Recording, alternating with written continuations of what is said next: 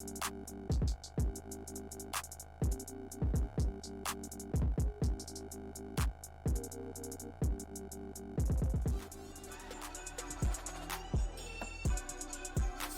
is up, guys? What is up? What is up? We are here right now, the Console Gaming League Console Combat Online, bringing you some wonderful Injustice 2.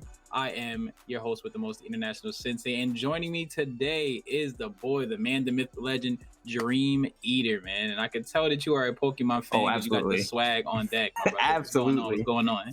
Having a good day. Looking forward to seeing some Injustice. It's been a while since I dipped into this side of the NRS things, but I had some good times with this game, and I'm looking forward to getting back into it. Yeah, definitely, man. I mean, the scene is pretty strong. I mean, there's a lot of players that have continued to play the game, really develop their skills. A lot of character development has gone crazy. I mean, there's been a lot more people playing Enchantress, a lot more people just experimenting with characters that were very strong, but there were a lot more different combo routes being found out.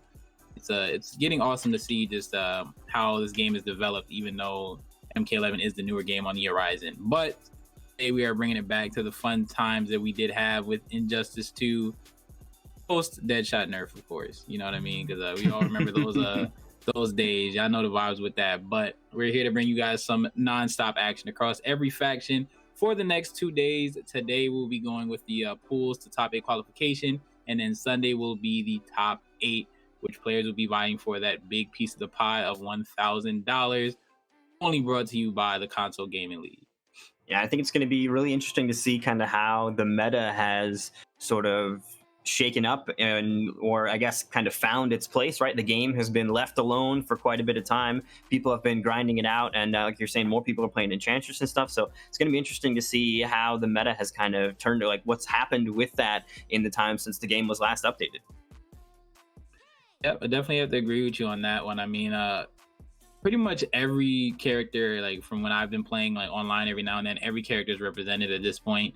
Obviously there's always going to be more, like some more than others, because there are certain characters that are just much easier to use, like Superman and the characters like that. But for the most part, I've seen a good amount of variety just in doing like ranked matches. I mean, I've seen Raphaels, I've seen Mantas, I've seen Enchantress, I've seen Firestorm, everything. So it's going to be an interesting treat, and I see a lot of potential character variety in all the players that are here today. Yeah, and I think character variety is one of the more exciting things about this. And also, you know, NRS has been getting better and better at kind of balancing their game. Like you're saying, every character is represented. That is a huge aspect to kind of note, is that a lot of these characters are viable. Maybe they're not all, you know, at the top of the list, but you can get a win with a lot of these characters. They have the tools necessary to get the job done, and it's all about how you apply those. Definitely. I mean, it's kind of tough because I mean, you do have like some characters like Firestorm, for example, that has the dream crushing effect or the dream eating effect of level 3 trait. You know what I mean? The blue magic in full effect, and you just have to guess for your life. But even with that, I mean, he is a kind of a funky character to play. I mean, his inputs are not like any other character in most other fighting games or in NRS games in general.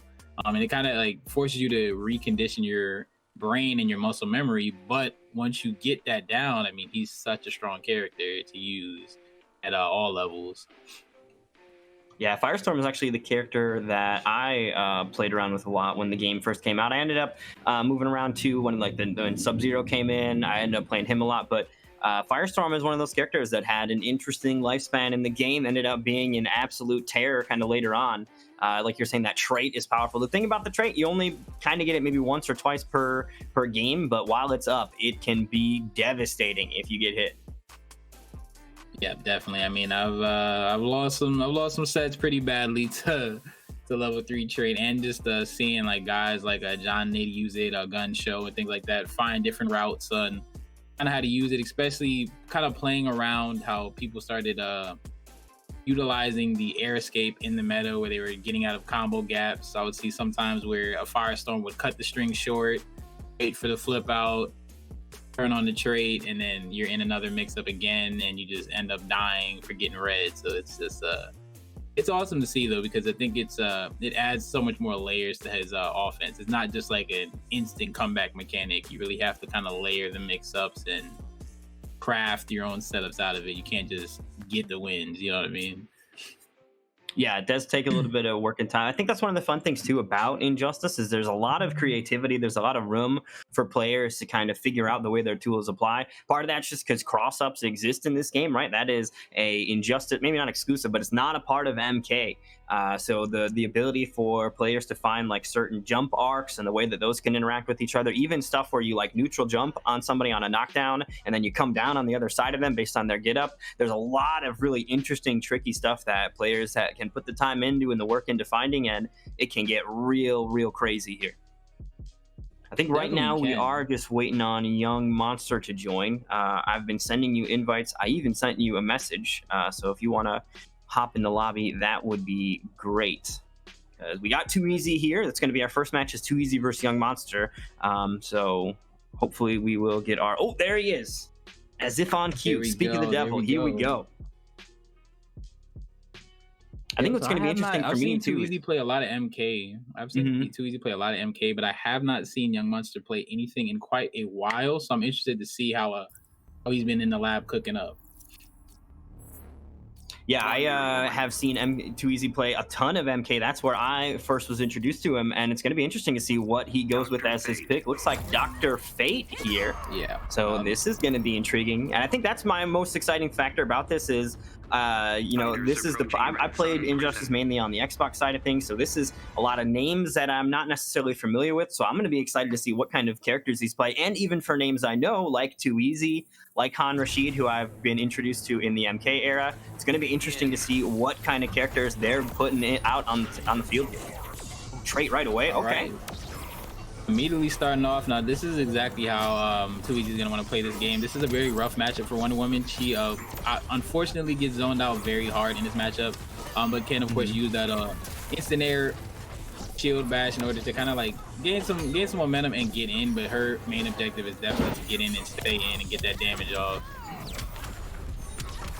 Yeah, this is likely going to be a very heavy zoning game from Too Easy. Dr. Fate wants to stay away, and of course, Young Monster's looking to get in and apply that damage. Oh, that was beautiful. There you go, nice stuff. But Young Monster is actually doing pretty well, and he gets a good punish off him. Nice, brings the whip, the lasso of truth, sending them back to the Boulder's booth. Let's go, and nice by Too Easy gets the heal going. Very smart. Wow, that actually kept him alive. He might have been shipped out and lost that gray bar, but he's going to keep it intact here.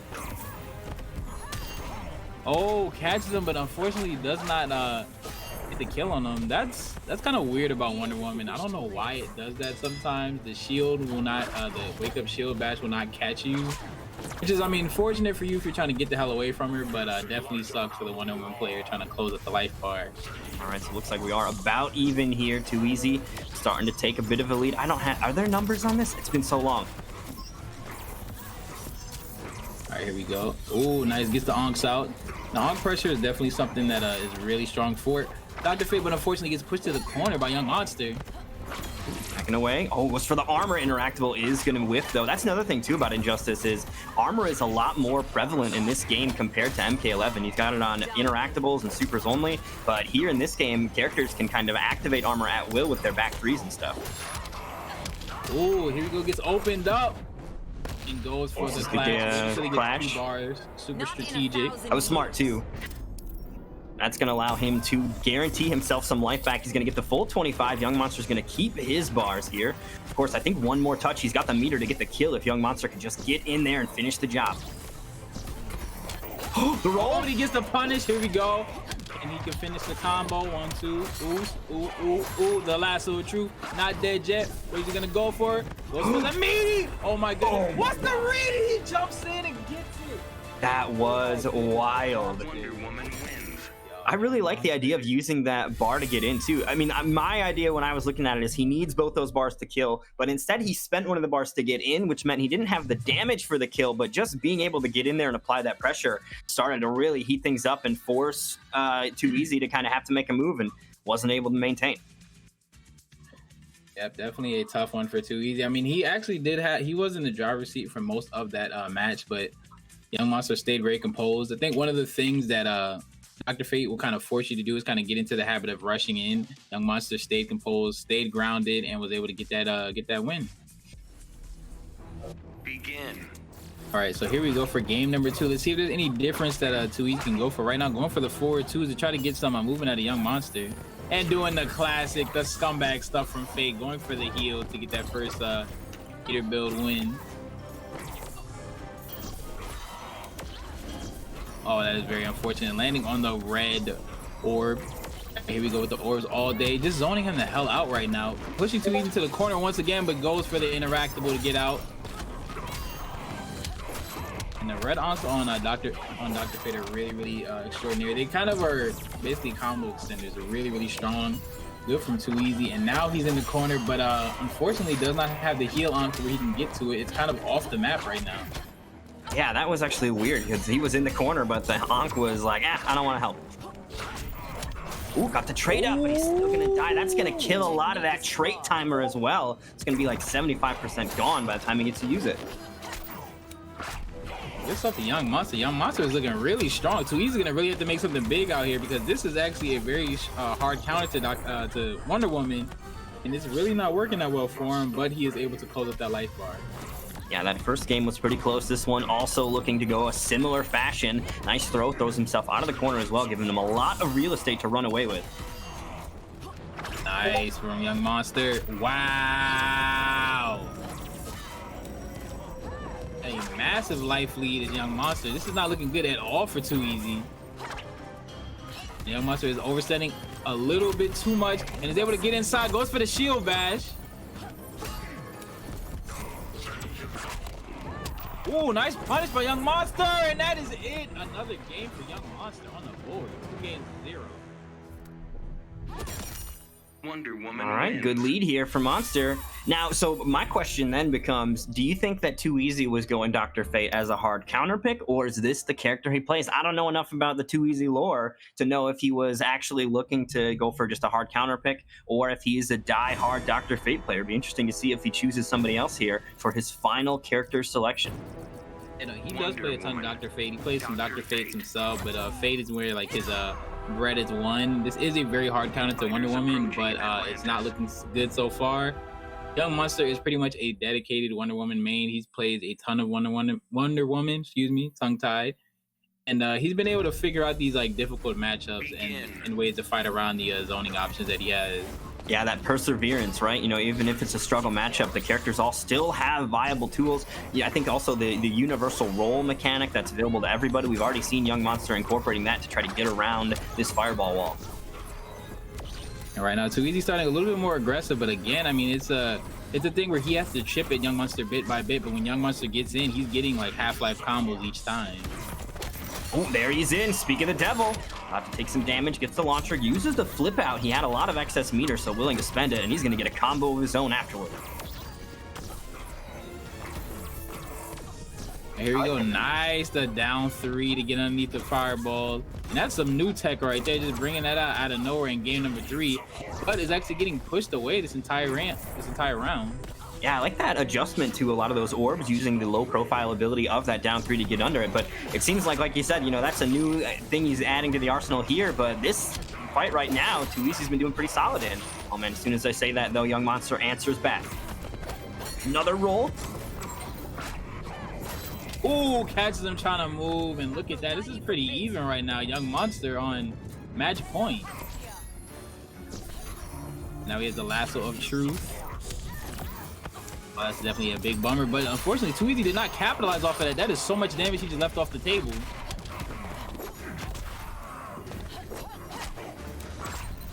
Ooh, the lasso of truth getting out of the Onks. Nice spinning the cash on the interactable wall.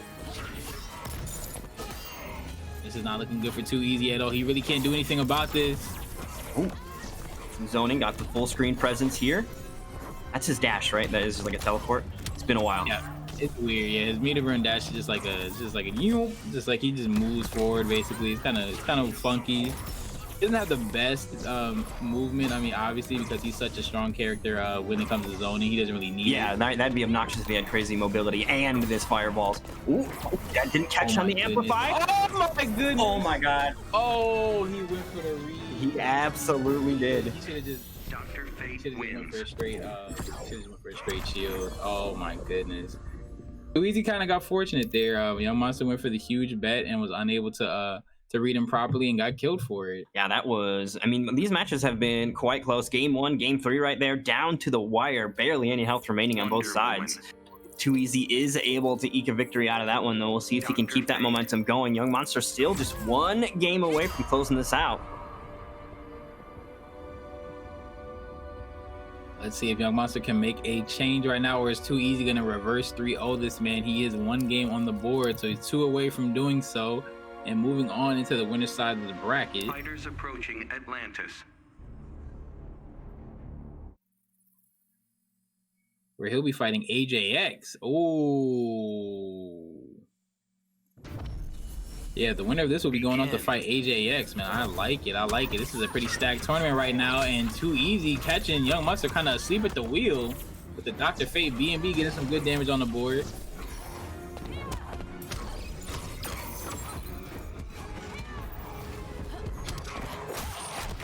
All right, here we go. A Young Monster is in and catches the legs, but unfortunately does not get any optimal damage, but now has Too Easy pinned in the corner. Oh, gonna use the interactable, one-time use.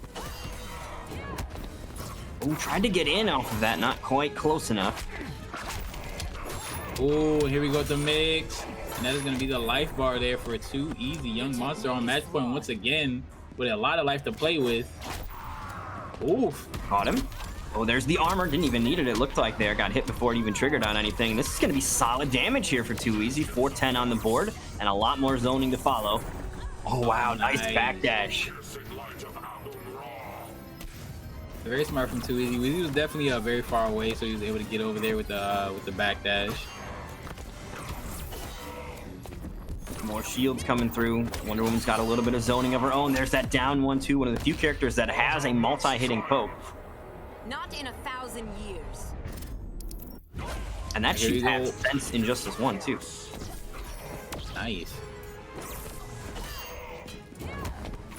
All right, here we go. Now back in the corner. No interactable. Really no way to escape from Young Monster, and he's whiffing. All right, here And he we also go. Young spent his Monster Clash 2. No resources to get out of this. One more combo will do it here for Young Monster. Oh, and Might that be is it. Young Monster takes it 3-1, moves on to fight AJX. There we go. Very well done. Looking solid here with this Wonder Woman pick. wins. Definitely looking amazing. I mean, Wonder Woman again is one of those characters that never really got the big love. I mean, obviously Young Monster played it. Shouts out to Xenomorph, he also played it. KP, but it really wasn't a ton of love for Wonder Woman. She was kind of picked like occasionally to fight like Scarecrow and stuff like that. But she was a really strong character, man. I know I didn't like facing her at all because she hits and she hurts, man. All right, so that's going to do it for our first set here. I think we've got to get the health bars lowered, so we're going to take care of that and get queued up for our next match. Let me take a look at the bracket here. I don't know if Get Wrecked is here. I talked to Slink. Slink is here. I don't know if Get Wrecked is here, though. So we are going to go likely with Mugen versus Bilal, as I know both of those players are here and ready to go, and then hopefully Get Wrecked will be able to give some kind of response here. Nice. That sounds good. I mean, Mugen is a very, very strong player, so I would love to see his Red Hood in action. So it should be interesting. I have not seen Bilal play before, so this should be a good treat.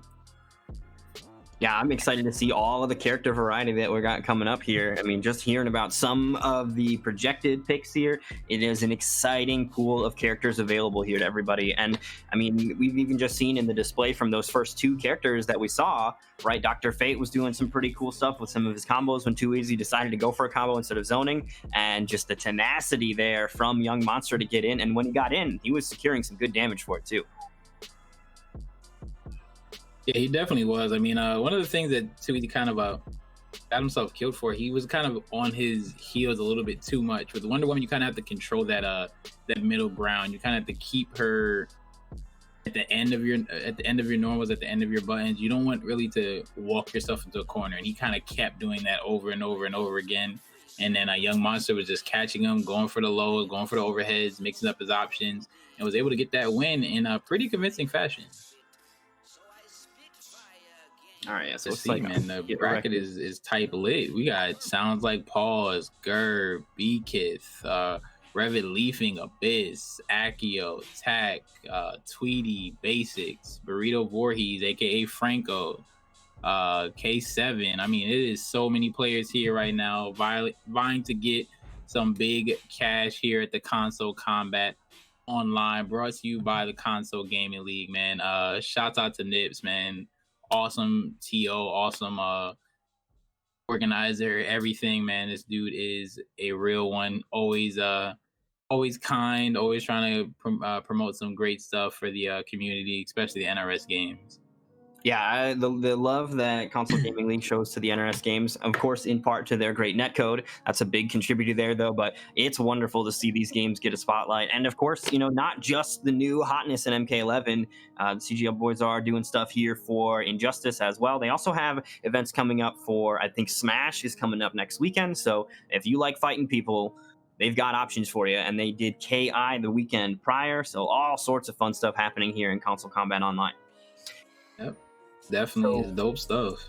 So I did reach out. It looks like Ambu Get Wrecked is not going to be here today. So we are going to be going into Mugen versus Bilal. Let's go ahead and figure out who these individuals are. Also, I went ahead and got production and invite as well. Oh, wait. Got to find the health bars. Let me check. Let me ask the internet. The internet probably knows. Hold on. All right, guys, we are trying to get the health bars lowered for you guys right now. We're going to be looking to do Mugen versus Bilal next. That should be a very exciting match, but make sure you're tweeting out the link. Tweet out the bracket. There's a lot of names in here that you will probably love. Make sure that you tune in today. Make sure that you tune in tomorrow at 2 p.m. Eastern Standard Time for the top 8. A lot of awesome prizes are here. A lot of opportunity for some great players. Should be a fun time, man. Should be a really fun time. I would say it's gonna be interesting to see if there is gonna be an Injustice 3, how that game is gonna play, or if they're gonna keep adding on to MK11, what they're gonna change here or there throughout the life cycle of that game. I kind of enjoy that each game individually favors a specific style or can favor a stylistic approach better than others do. MKX was a little bit more rush down heavy. You did have your zoning options and things like that, but it's a little bit more rush down heavy, mix up heavy.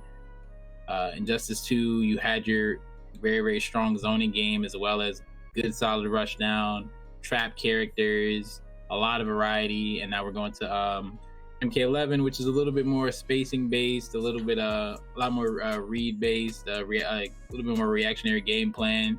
You can kind of mix and match how you want to play. So it's dope, man. It's really dope, and I can't wait to see what other games they come up with or what patches that change the meta within the games that we have today. Yeah, I think that they have crafted a really, really solid foundation for people to kind of go from, and I think MK11 has a lot of room for it to really, really go the distance as a great competitive game. Even just the simple idea of like, hey, they can add new abilities now, right? Like the variation system didn't leave a lot of room for maybe additions and giving characters new tools that they might need. But now with the abilities section, they can go ahead and add in like, oh, okay, this character could use a restand or a projectile absorber, any kind of way that they can sort of enhance and give you more utility to characters that may need a little extra help. So there is lots of room for adjustments and changes in the game. Here's hoping that they decide to tap into that. I will say that when it came to Injustice, I felt like The one sort of shortcoming with the game on the competitive side was the lack of the incorporation of the custom abilities and stuff. It seemed like they put a lot of time and effort into some of those things. And while all of them weren't balanced maybe competitively, it could have really shaken things up if we eventually got to see some of those more wild and zany character traits and abilities coming through. Because, I mean, if you ever played customs in Injustice, it got wild.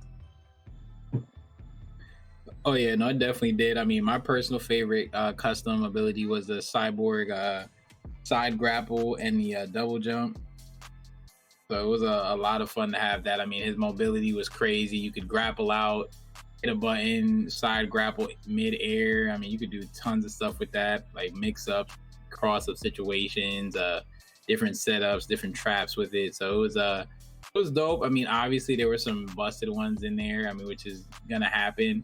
I think one of the issues that came up, which is probably why they such a drastic change they made with MK11 with the gear, is how unbalanced like the gear system was as far as like a gear like attributes. I think if they would have just made it to where they could have the gear, it look cool, and not have to worry about the stats, it would probably have worked a lot better. So hopefully in the next game they'll do that.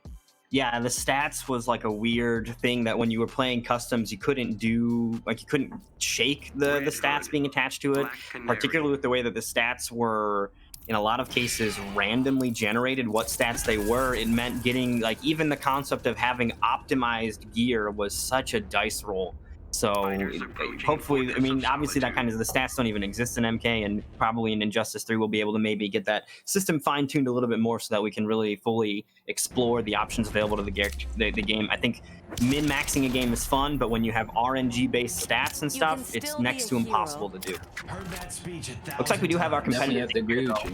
Maybe Bilal versus Mugen, and you were saying earlier this is going to be some Red Hood play. I'm already seeing that on the screen. Got a snazzy outfit, and we've got Canary, the Scream Queen here from Injustice.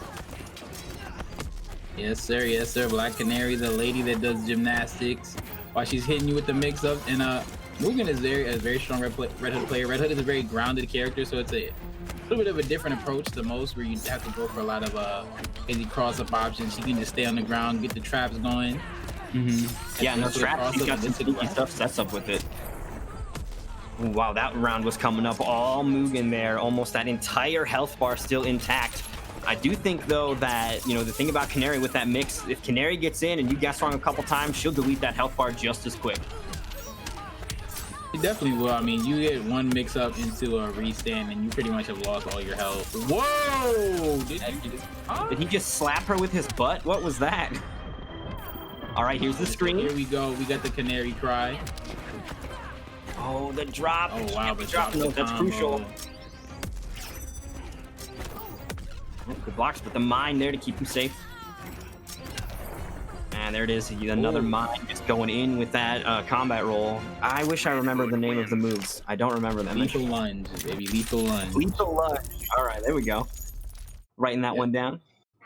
Yes, sir. Yes, I like, too, sir. that he's got the away lunge, too. It's great. Oh, yeah. Very mobile character. Canary. Definitely is. It's not fully invincible on Wake Up, so you can stuff it. Certain characters have really good normals to stuff it. Canary is one of them. When you can go for like a cross-up jump in, still catch him on the way out with that away lunge. So it's definitely a gamble sometimes, depending on how your opponent is playing it, but it's a really good tool. Game 2 about to get underway. I think that quick freeze is the rollback getting set up, because I believe that we are watching technically the recording, so we won't see any rollbacks or anything happen. Ooh, he's in there with those gunpowders. Oh, that's disgustingly dirty. Good stuff. Good blocks by Mugen. You see, that's one of the classic things that Black Canaries love to do. I mean, after you do something, you try to back away. They go for the level 3 Canary cry to try to catch you moving. And the problem, of course, is if they don't get that, there is a bit of a recharge time on that. Was able to get the level 2 Scream to get a combo started, though. 400 damage on the board. About to lose that first health bar. Oh, he's in! Here we go. This is what we were talking about, right? That Canary can really mess up that health bar if she gets in. Almost 500 damage coming out. Another unfortunate drop there at the end. And Nice, very smart about Mugen. Like he's throwing the mine out to kind of just give him a safe place to land, because mine on block or even on hit, excuse me, on block is very punishable.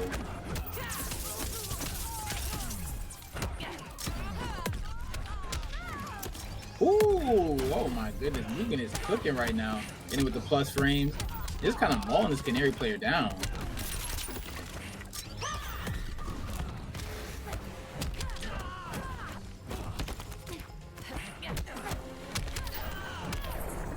Nice, and finally gets it, but he has a magic pixel right now. Can he make this comeback? This is going to be real master comeback territory, and is unable to do so with the lunge from Mugen, taking like 2 games to 0 right now.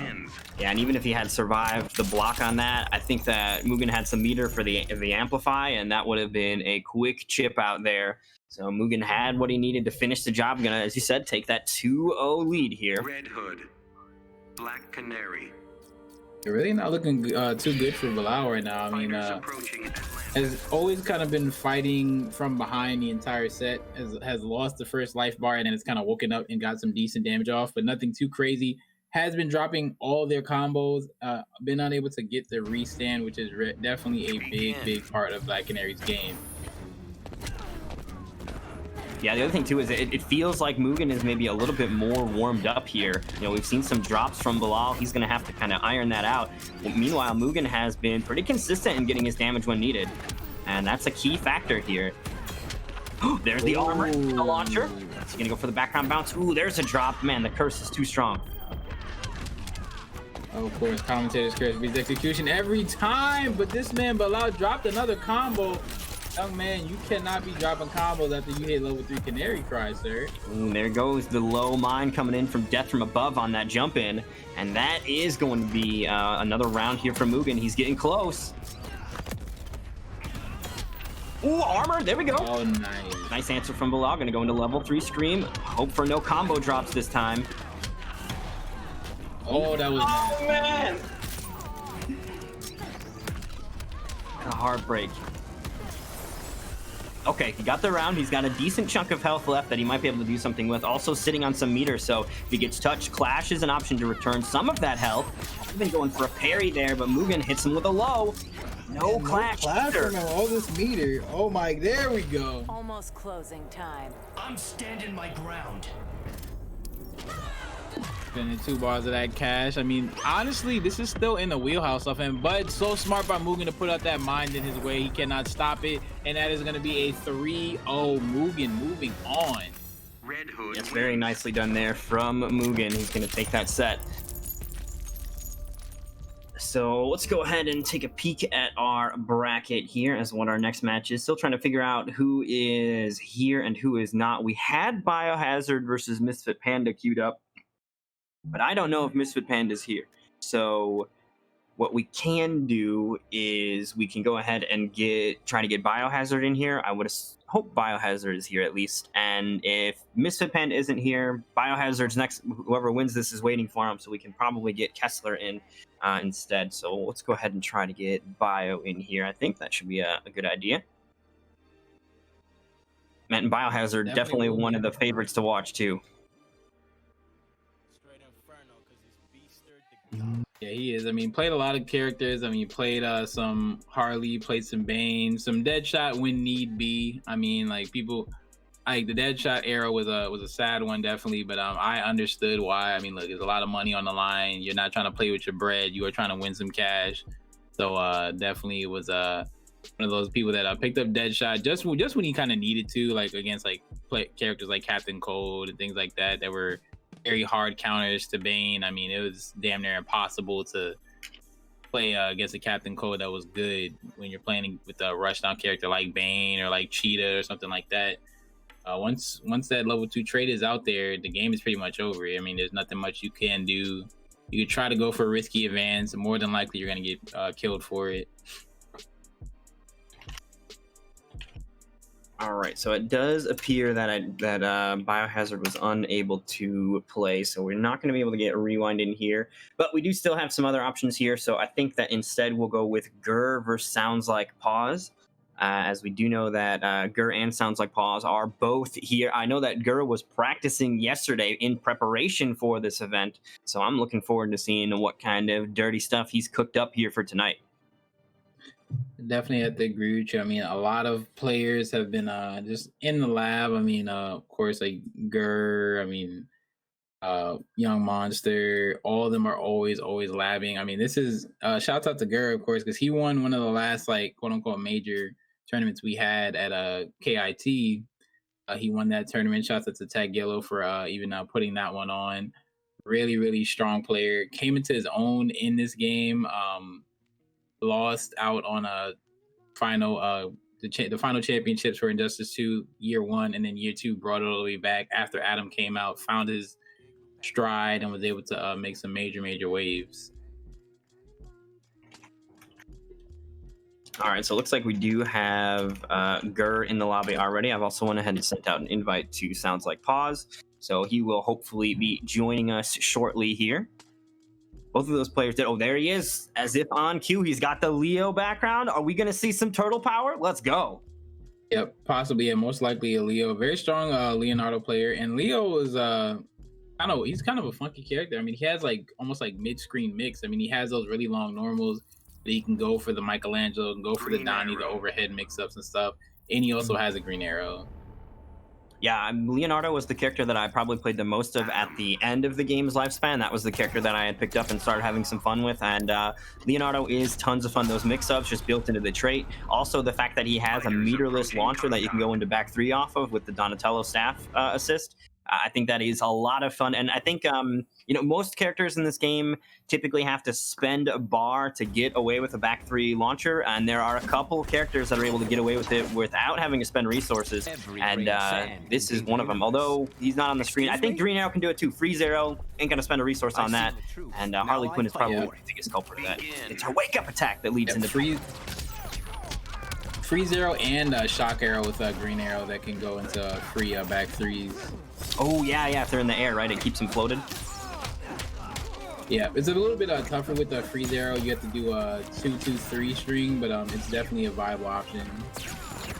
Oh, nice use of the trait to get come on. For the air to connect. That looked like it went through him. That is a tough one. He probably jumped off the arrow. I don't know. Adam is one of those characters. Like, you for real could outplay them, but that small hitbox, man, it's just the death you. I think they had a lot of fun making Adam as well. I love the fact that his crouch animation is just shrinking. It's so good.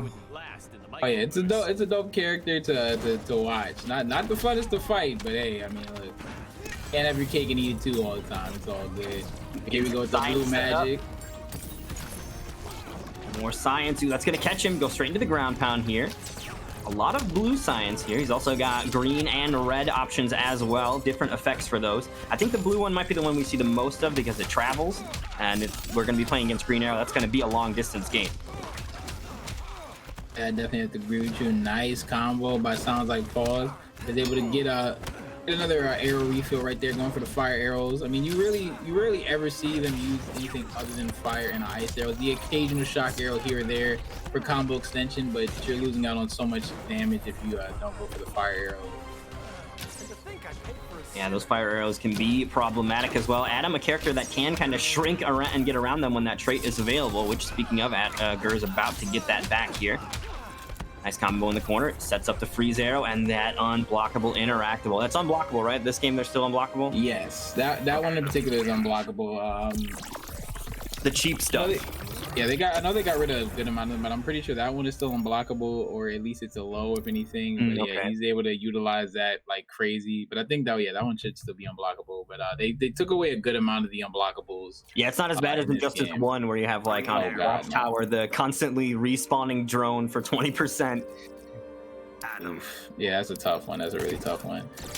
And I know that for a fact that Sounds Like Paws wants to get the hell off that stage. If he gets Kondak again, I know he's gonna be type salty, and he gets Kondak again. Gur is I love Gur, but that's kind of scummy, man. Like, he just knows to camp around that interactable, punch it every now and then to keep Sounds Like Paws away from him. Oh, nice use. Oh, no, here we go. Last time as well, right at the start, going into the mini mode so that he could get around any of the keep away that Pause was trying to play with. Here we go. Nice, starting off with the BNBs. More science. Oh, that combo. Really smart. Yeah, going for the blue science is so smart because it just basically keeps you in plays. Ice arrow away, gonna cancel it. Takes a shot. That is gonna be in Pause's favor here, though. Not enough time for a back three, but he will still get a launcher. He's gonna go into the back three off of the Amplify. I'm gonna call it Amplify the whole time. My brain has already been rewired. It's okay, man. Look, I call Amplify as meter burn. So, I mean, hey, look, we're conditioned in whatever ways. Ooh, nice. Okay. Ooh, and he's just gonna point blank with the blaster here. Setting up that dot damage if he tries to approach, and he'll get him with the ground pound. That time, Pause didn't have the life to survive that and get a trade in his favor. Ooh, good Nice push block push there. block. Push block is going to take him out of that trait, which I think was the key factor there, as he did not want to deal with Tiny Adam. Oh my goodness, the spacing on Gurr, just a slight backdash to catch out the fidget spinner, and then hits him with the meter burn gunshot to get the combo off. Gurr is a beast, man. I mean, this character literally fits him like a glove. I mean, he's able to play his style, have his fun, and really, really frustrate Sounds Like Pause with this mini man.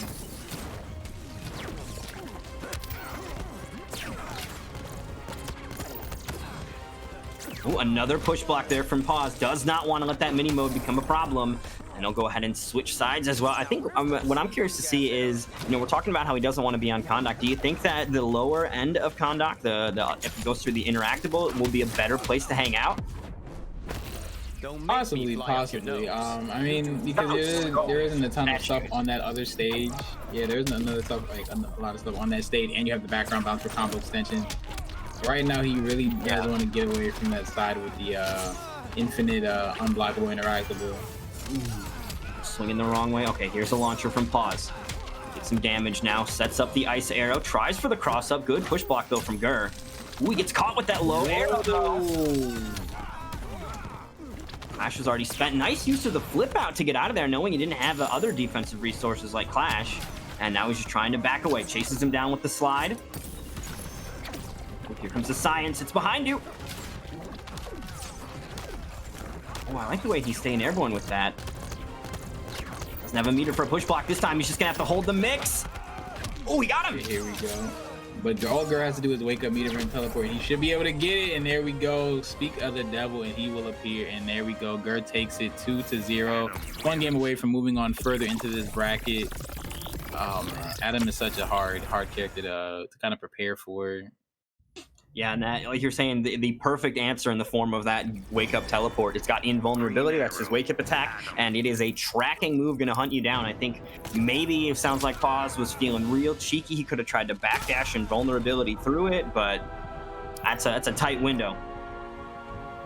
Oh, Kahndaq on the board again. Will it be it? Yep, Kahndaq again. At least not going to have the pyramid to slam the unblockable off of over and over again. I'm curious then, though, if we're going to see Gurr perhaps go for his own stage transition there to try and get back to the top side so that he can keep on abusing that. It hasn't been a big part of his game plan, but we'll see. Oh, he's in. All right, here we go. Oh my goodness, this is just such a rough fight. And gets the freeze. Is he going to be able to get to him? Yes, he is. Nice, but only gets a little bit of damage. Definitely was a little bit of a wasted meter right there.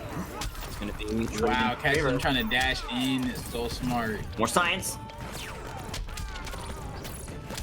And that's honestly, that's one thing about when you play Adam, like you honestly start to go dumb. Like you do a lot of stuff that you normally would not do because this character is so freaking pesky. Like you cannot catch him. Yeah, and you can really start to throw your opponent's game plan off. They start looking for stuff that you have no intention of doing again, and it all kind of leans into the plan of being annoying and irritating and just really getting in their head, which he can literally get in their head with his mini throw. That is an option. Definitely is, and right now it is not looking too hot, but nice jump over by Sounds Like Pause, gets it, and he should be going for the background bounce. It's not, just goes for a little bit of extra damage, and is able to get the freeze. Good stuff. And this should be the round here. Pause gonna even it up here. Did not take any damage on that second health bar of his, so we are dead even as we move into the final life bars. Savage Blast. I remember that move's name. Ooh. Oh, nice. And one of the things about Green Arrow is that he has a armor breaking wake up. That gives you pretty good combo damage as well. Yeah, But that you can't multi wake hit up. a different style of armor break in this game, but armor only has one hit in this game. So multi-hitting specials are going to save you. Fly off your nose. Definitely is. Definitely is. Very fortunate for Green Arrow because he does have a lot of wake up options. A lot of stomps coming out. Which is probably part of why we have universal wake ups in MK11 because characters like this had like 17 while others had like 0. Yeah, I think universal wake ups is a little bit easier to balance maybe because there's just so many different power levels that end up applying when you have all these different options. It is going to look like Gur is going to take it 3-0 though here. So that practice he was putting in yesterday paying off as he's going to claim the set here over Sounds Like Pause. Yep, definitely good stuff to Gur. I do not envy anyone that will have to play Gur today. I'm not gonna lie. I mean, I had to play him final round 2018, I believe, and it was not a fun time. But, shouts out to him for always putting in the work. I mean, he does love this game. This is kind of where the game where he kind of came into his own. He obviously already was a big name, but he never really had that like major like breakout season to where he just had great results and made a tour finals. Able to make the tour finals in season 2 of Injustice, did great. Unfortunately ended up losing to Scar in that heartbreaker where he threw the acid out and Scar actually was able to wake up through it. But man, Gur is definitely a great ambassador for the scene, loves this game so much, and it's always a joy to see him play. All right, so it looks like we are going to take a look at our bracket here, and I think I'm liking the idea of Akio versus Takio. That is the match that I think we're going to go ahead and get the combatants in here for next. Nice. So Takio, that is my boy, man. Shout out to him. One of the TOs like early on when I started casting a lot more heavily that was always having like around the clock tournaments, had the Unjust League for a long time. I was able to get some big prizes for the people there. Shout out to the Junk Food Arcades. Suneo, who won the Junk Food Arcade stick that was made for the Unjust League. Tak is always down for some good games, but I'm gonna have to talk about him today because he has a tendency to fold, if you will, under the pressure and the bright lights of playing higher caliber players, even though he is very high caliber himself. Do you know his PSN? Are you? Yes, I can. As a matter of fact, I'll invite him. Perfect. I bet you guys are friends. Won't have to worry about weird parental restrictions preventing our communicate. Oh yeah, no, that's my boy, man. I love Tak, man. He's a awesome dude, but it's gonna be. Man, what the hell? Looks like we got Akio already in here. So looking at some of our upcoming matches, the two names that we are hoping that they are here. We haven't got confirmation. Curious if Burrito Voorhees is here. One of the bigger names in this event here. So if he's here, we're gonna look to get him on stream next. If somebody wants to maybe DM him and let him know that he is about to be summoned, that would be helpful. And then also we've got Rewind. Rewind didn't check in for his first match, but if Rewind is here and looking to play today, we're going to be getting him shortly as well. So if we could perhaps... Enchantress can kind of keep you on the end of her stuff. She also has the minion, so we really can't go for too many risky advances. So it's a bit of a struggle, like most matchups are for Bane, but once he does get in, it's pretty much curtains for you. And these health bars are not moving. It seems weird that they're so full. I feel like we went into final life bar for both of these players a while ago. Oh, nice. Go ahead and get Skate in here. Yeah, unfortunately, the stream kind of went down for a moment, so this first match we aren't going to be able to see on the stream, but hopefully we'll be able to get Skate here in time for our follow-up. I think we can maybe let them know to wait for Skate to get in as well, so that we don't miss too much stuff happening. Charging his way in.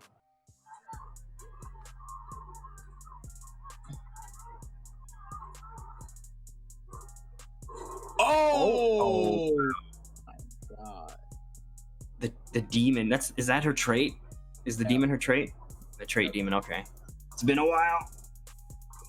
Yes, yes. If you could wait for a moment there, we're gonna try to get Skate back. Hopefully, you guys just have to wait on the character select screen. But if he's not in, don't fight. Don't fight. We'll run it when he gets in. This man, Tag. Why would you do that? Oh, Rewind is awake. Look at that. Look at that. The alarm clock worked. Nice to rewind the man with the fro. The Evo champion. All right, I went ahead and sent you another invite as well, Skate, so you'll be able to get back in. In fact, if I don't think it'll let him go AFK. Never mind. This will be fine though. We're just getting the stream back in here. Minor hiccup. We'll get back on track in a moment here.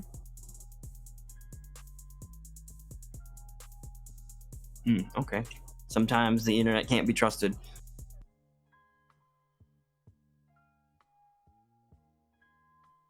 Oh, Fluffy is saying that he also got a hold of Burrito, so Burrito should be around too.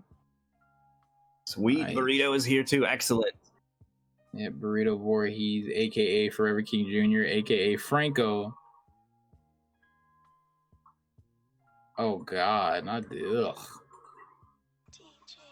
Yeah, kids. Well, good thing that you're not here to watch this, because we get to watch two Deadshots shoot each other while we get into our next set here, just to kill some time. AKA nap time. Anytime you see two Deadshots on the screen, it's time to take a nap, go get a snack. All right, so we do have Skate action in the lobby, so whichever Deadshot wants to get it over quick, feel free to let loose with the rifle. No blocking. Yeah. Oh my gosh. The war of attrition. Always trying to amplify it, not gonna happen. All right, place your bets now. Who do you think is gonna win? I think Akio is gonna take this. He's gonna jump over one of these rifles in a surprise move. Yeah, this is just giving me PTSD right now. It was a couple top 8s I had to turn off. I'm like, ain't nobody wanna watch this. Like, come on. Oh, Kia's got the lead.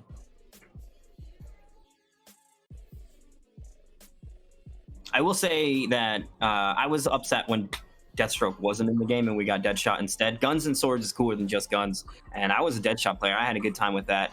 I understand the need to kind of put some other faces. DC has such a huge roster that you want to get as many different kind of faces in there as you can, but man, I was missing my boy Deathstroke.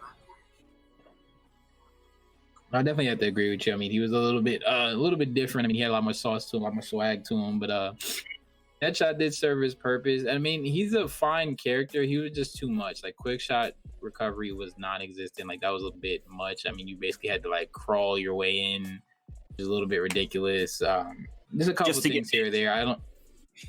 Like just to get mixed in with his mix-ups and stuff. So it was a bit of a hassle to kind of have to play him, but I'm glad that I'm not glad they removed him. I wish they would have kind of like touched it up just a little bit. But looks like Akio, there we go. I'm like, he won the first game, so he cannot switch his character, going back to the Enchantress, and of course Tagilla going with the Bane. Approaching Gorilla City. You're gonna stick it out with Bane. So that first set did go to Akio. He did win with the Enchantress pick. That had happened off stream. Unfortunately, because of the way the stream disconnected, we couldn't ask the players to hold back and not fight on that one. So we did have to let that match run its course. So Akio is up currently 1-0.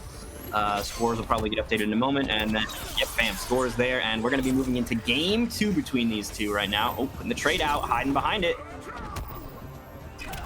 Right outside, Giller just running in, doing the Bane stuff, of course, getting a little hyper aggressive. And Akio just kind of sagging back and is able to open him up with the Enchantress shenanigans, and really giving Akio a chance to get his trait back. I know that a lot of Bane players typically do wait for the Venom to come back, but this is also helping Enchantress because the minion is able to come back as well. Oh, nice use of the armor. Wow, actually missed though. Didn't catch her here. That is unfortunate. What in the hell is going on? Yeah, the connection. I mean, just I'm seeing touch. It choppy as well. Oh no! And then Skate got booted again. Uh-oh. I think Skate's internet is hassling him here. Oh no, you're still in here. Oh, well, you just got kicked out of there. You're still here. Uh-oh, because the game is happening and you got kicked out of the lobby. All Oh, right, man. here we go. And Tagillo trying to go in there for the pressure is at a massive life deficit right now, and is kind of in one of the habits that he does get into is just trying to swing and go for as much armor moves as possible. And fortunately, he was able to do that and get the life bar done on Akio. Yeah, that trait coming back here for him. Both of them about to get their trait back at the same time almost there. There's the background bounce. More bouncing going around. Decent damage into that splat. Knockdown sets up the demon as well. Oh, and nice punish by Akio. And looks like he might be able to get the kill here. One and ooze. Just barely, but he's going to be it. Yep. Really good stuff from Akio. Taking that 2-0 right now.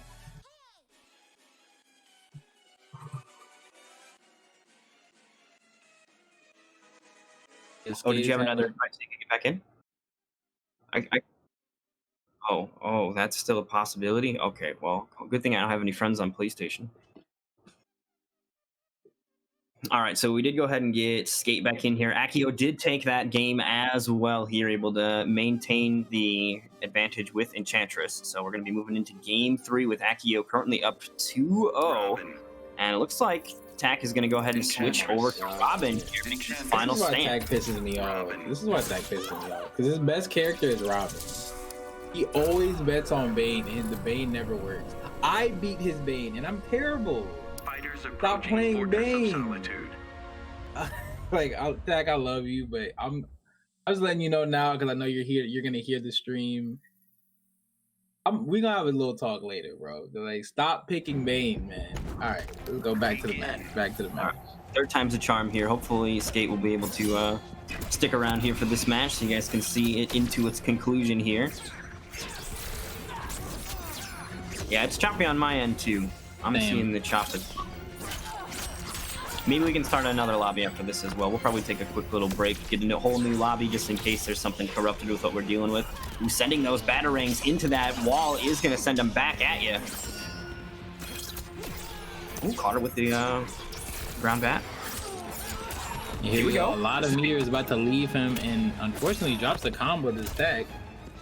I wonder if the lag contributed to that, right? That little spike there might have been what caused him to not want to keep on going for it. Because if you whiff that back three, it can get dicey.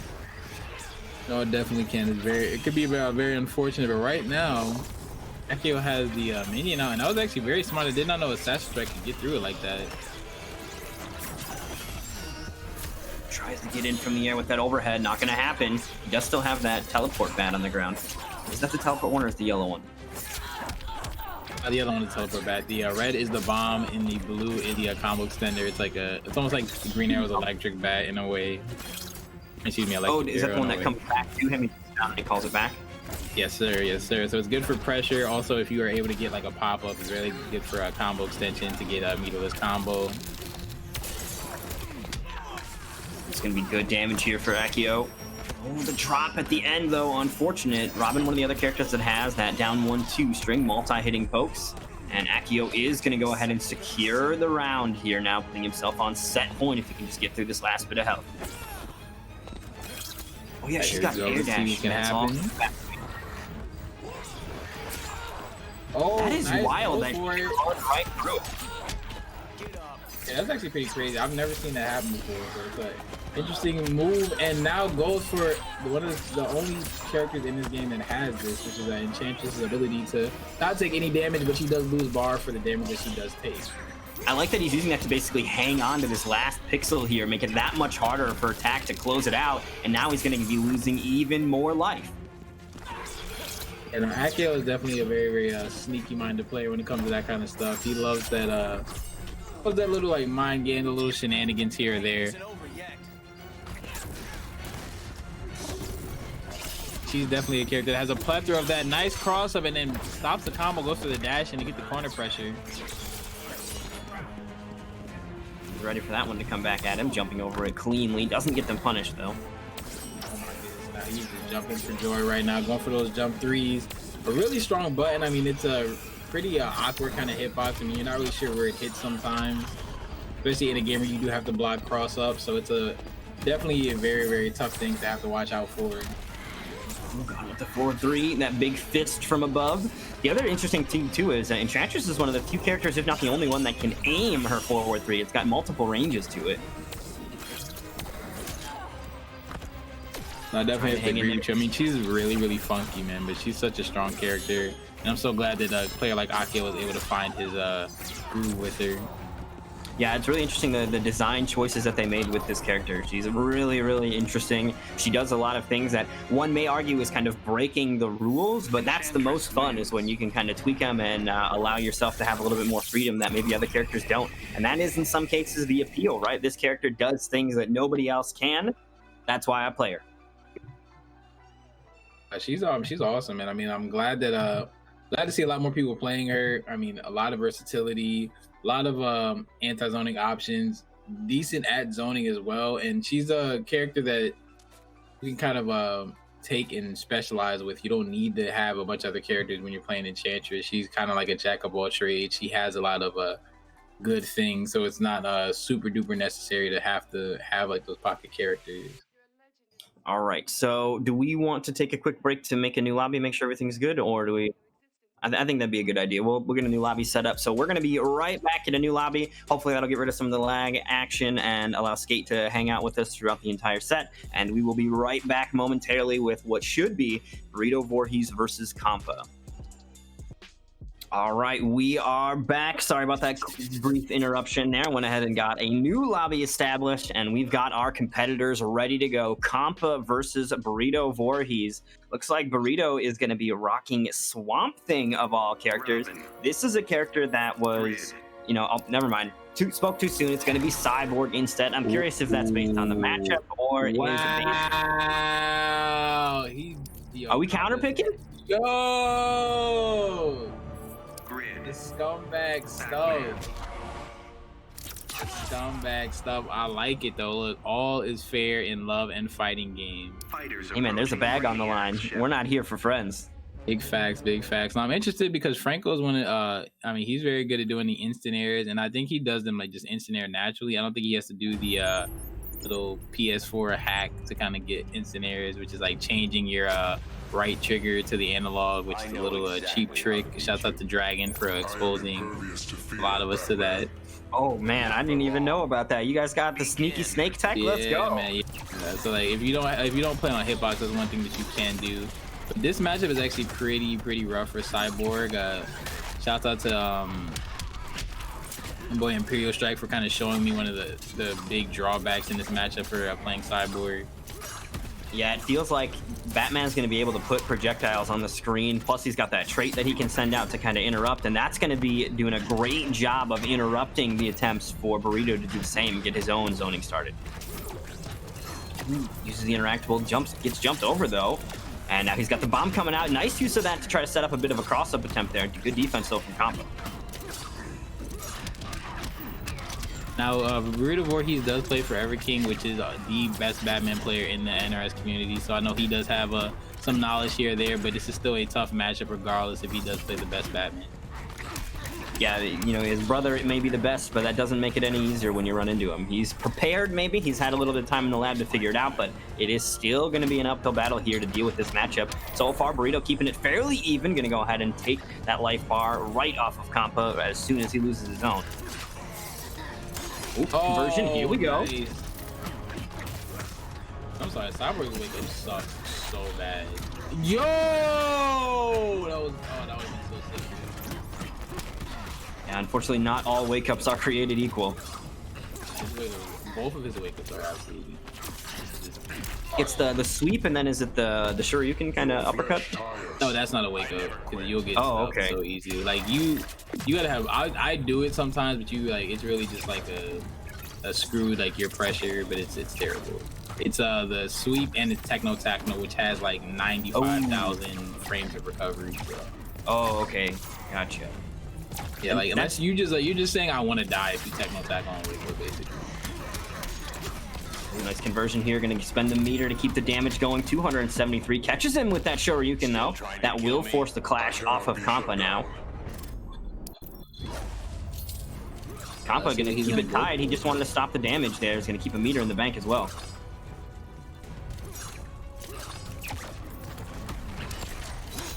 Oh no, that was a tough break for Burrito Voorhees. We're probably gonna see a switch, possibly to a Swamp Thing or who else he plays. Plays Swamp Thing. He plays Gorilla Grodd. Probably has not played Grodd in a while, so Swamp Thing is definitely gonna be what the doctor ordered. Cyborg is pretty rough, and it looks like Compa has him scouted. And I believe Compa plays some Cyborg as well. Grid. Oh, interesting. He is going to lock in with it. I mean, we saw them kind of teasing at the idea of some hard counter picks at the character select screen. Burrito, though, apparently remaining confident that he can get it done with Grid here. Let's see if he can seal the deal here in game 2. We're going to be going to Joker's little playground here. What is the name of the stage? Is it Joker's playground? Yes, it is Joker's playground, of course, where this man tormented the Bat. Man, I love that my memory is remembering shit I don't remember. Good job. Pretty good start for Burrito Voorhees. This is definitely the name of the game for him. He has to keep him out, but unfortunately gets opened up by the meter burn forward 3.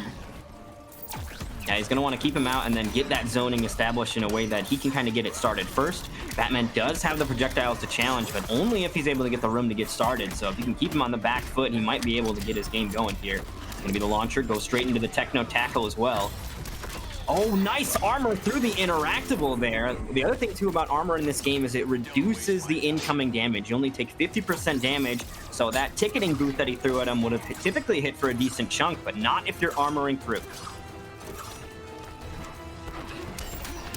Oh, wow. Uses the float into dive. Just opened up, trying to go for the down one anti-air. Another throw.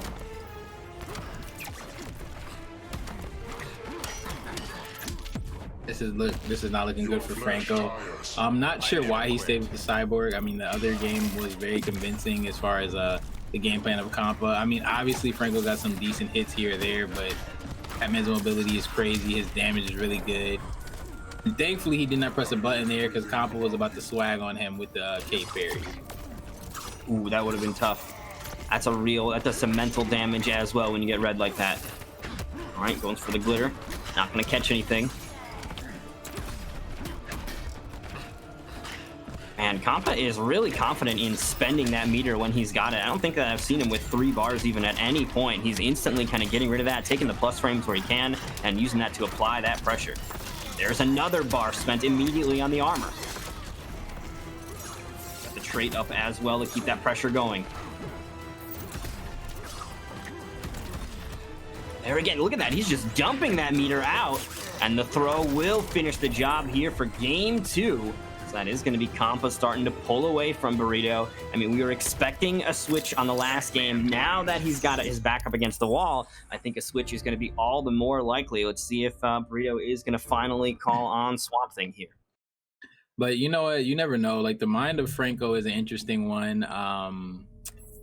I've had some conversations with him here or there, so it's interesting to see what he thinks. I mean, looks like he's gonna stick with the Cyborg. I mean, he thinks the Cyborg pick is going to work for him, or this might just be the character that he is feeling right now.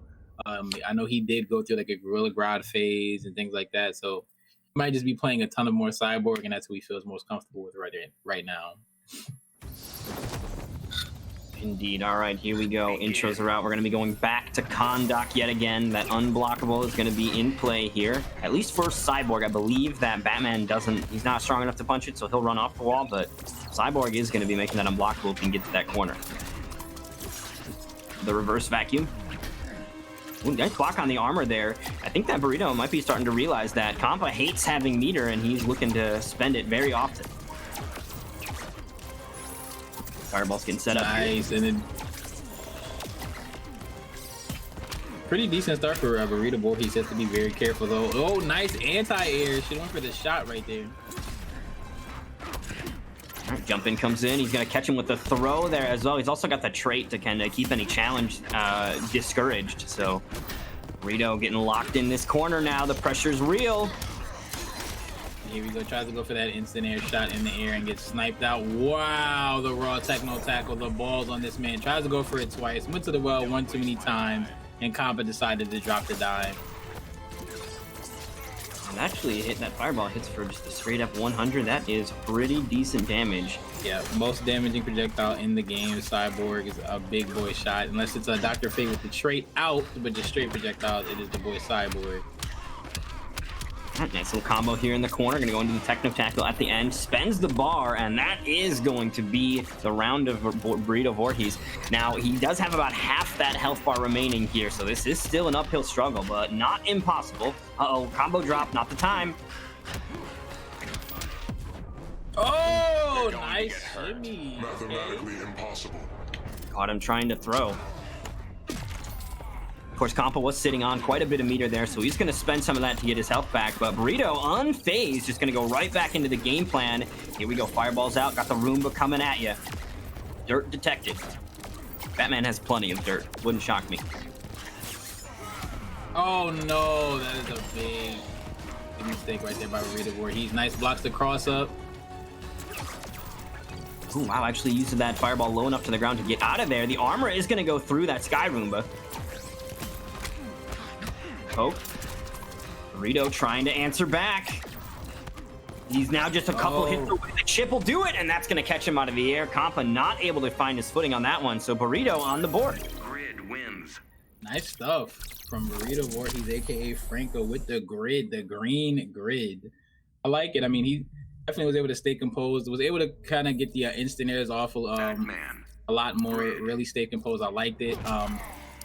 But again, Compa has been playing this matchup so strong, so Burrito Voorhees is really going to have to be on his P's and his Q's if he's going to be able to bring this back from the brinks of defeat. Yeah, Compa has already shown that he does have the answers to how to deal with this twice over now, and he really only just needs to get one more victory. So, you know, it's possible that Burrito has found a winning strategy here, but he's going to have to kind of deal with and worry about Compa's adaptation as we move into Game 3. Or Game 4. Nice. Catches them, but unfortunately he's unable to get the combo extension. The 3 drop. Oh, yeah. Yeah, see, now I know Compa has watched King play before, because that is a King move right there. The mash down too. I do not give a damn what you're about to press. There's the string. Overhead, and that's going to be a trade in Burrito's favor a little bit. Sets the Roomba up as well. Just forces Compa to kind of sit there, hold his ground, and block it. Ooh, you can interrupt that.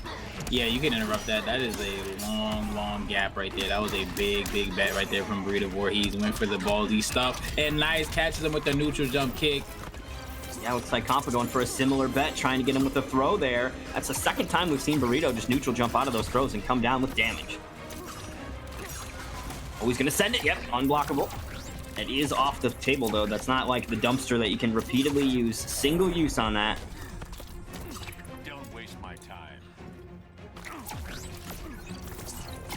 All right, Sky Roomba is away. Trying to chip him out, perhaps. Oh, the big jumping with the bat trait to keep the hit stun going. That's going to be a decent combo. 300 damage on the board, and the pressure continues.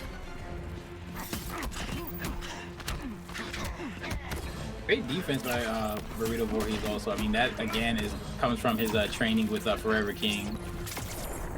Ooh, just gonna go point blank with that blaster there. I also like the push block to kind of send Batman out of there and put him back to a distance where he's got to try to get in. Burrito has been doing a decent job of kind of maybe getting a little bit more frustrating at these full screen ranges. That's another trade in his favor as the grapple hook gets broken.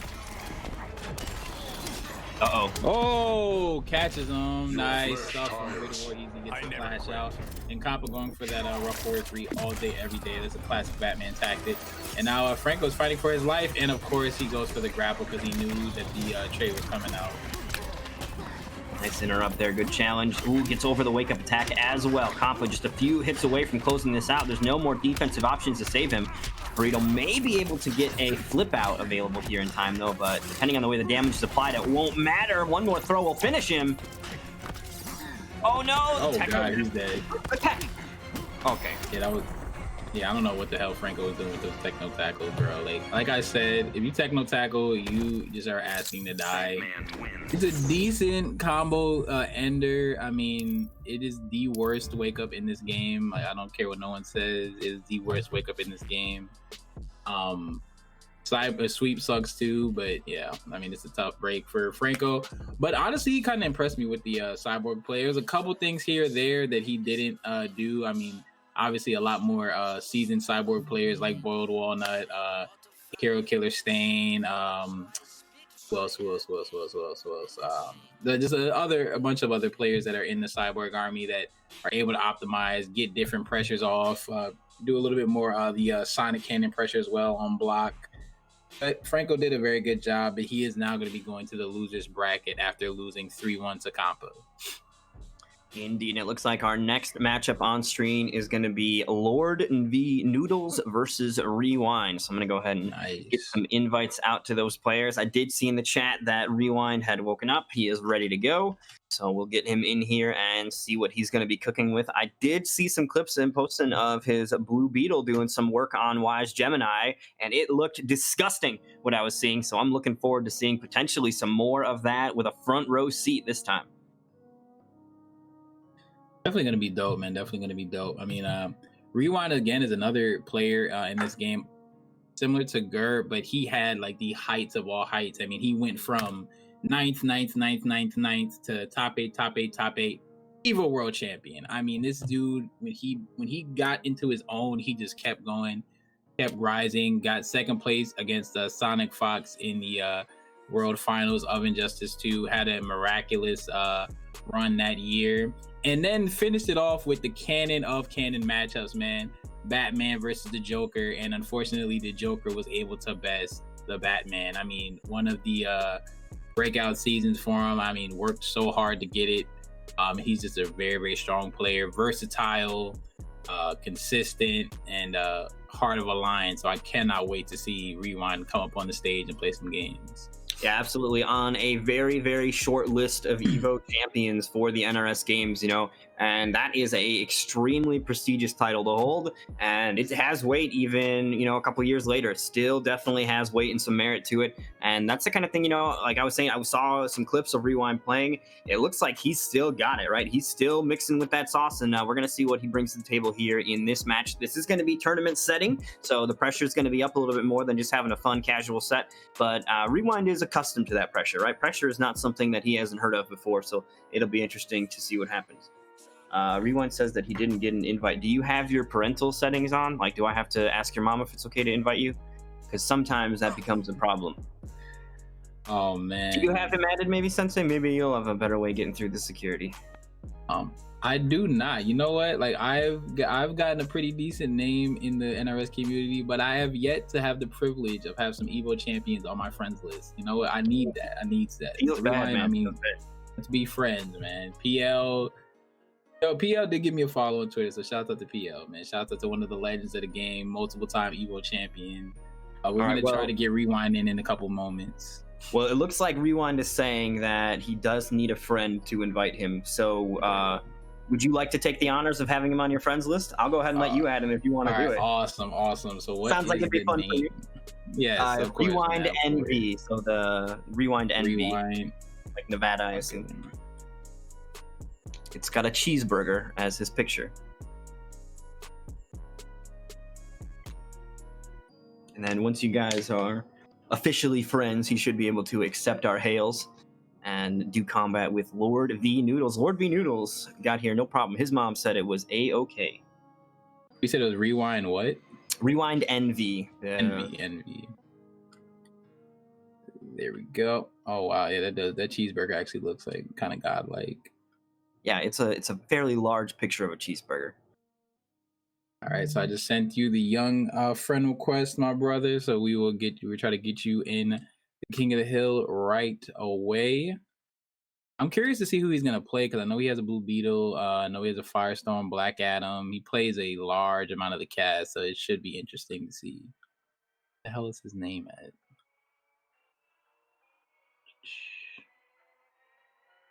Yeah, I was seeing the clips of his Blue Beetle, and I think the interesting thing about Blue Beetle is one of those characters that your regular, everyday, run-of-the-mill Blue Beetle player was typically not able to kind of really maximize that character's potential. But a player of Rewind's caliber with the execution necessary to take advantage of all those flight cancels and the different ways that the character can mix you up, especially coming from the air and dashing all around, that stuff can get incredibly intense to be on the receiving end. Lord Noodles is going to have quite the uphill battle here if Rewind starts coming out the gate swinging here. Of course, I'm not familiar with Lord Noodles, so he might just be the hero we need. But we'll see what happens as they are both here in the lobby. Are about to get into the match now and see what the character selection process is looking like. Yep, it's going to be Blue Beetle. I'm excited. It is a rare treat to see Blue Beetle played at this level. Definitely is. And I do have to agree with you. I mean, the run-of-the-mill Blue Beetle is always going to be like, similar to like characters like Scarecrow.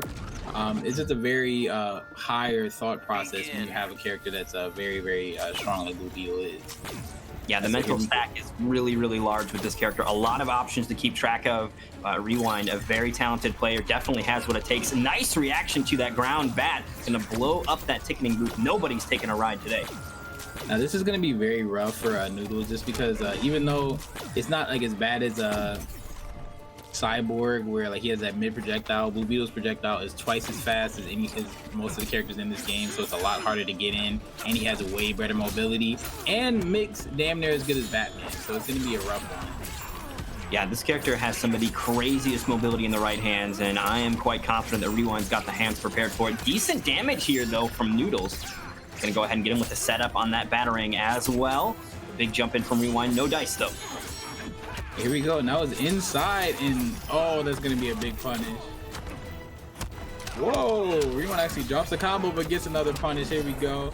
Goes for the side switch. Good stuff for Rewind. This and good looks too. Yeah, I think he wants to go ahead and keep him locked in this corner here. Some of the pressure that Blue Beetle can apply if he gets his momentum can be deadly, although he is instantly starting to run away, give him some more space to work with. Ooh, it's caught. This may be the round. Yep, do it. The pain isn't over yet. I can remember when this character really wasn't played because the damage differential was just really terrible. The damage output was abysmal, and then once he got buffed, Deoxys was able to win, I believe, Texas Showdown, and then Rewind kind of found his footing with this character as well, and was able to do a lot of great work.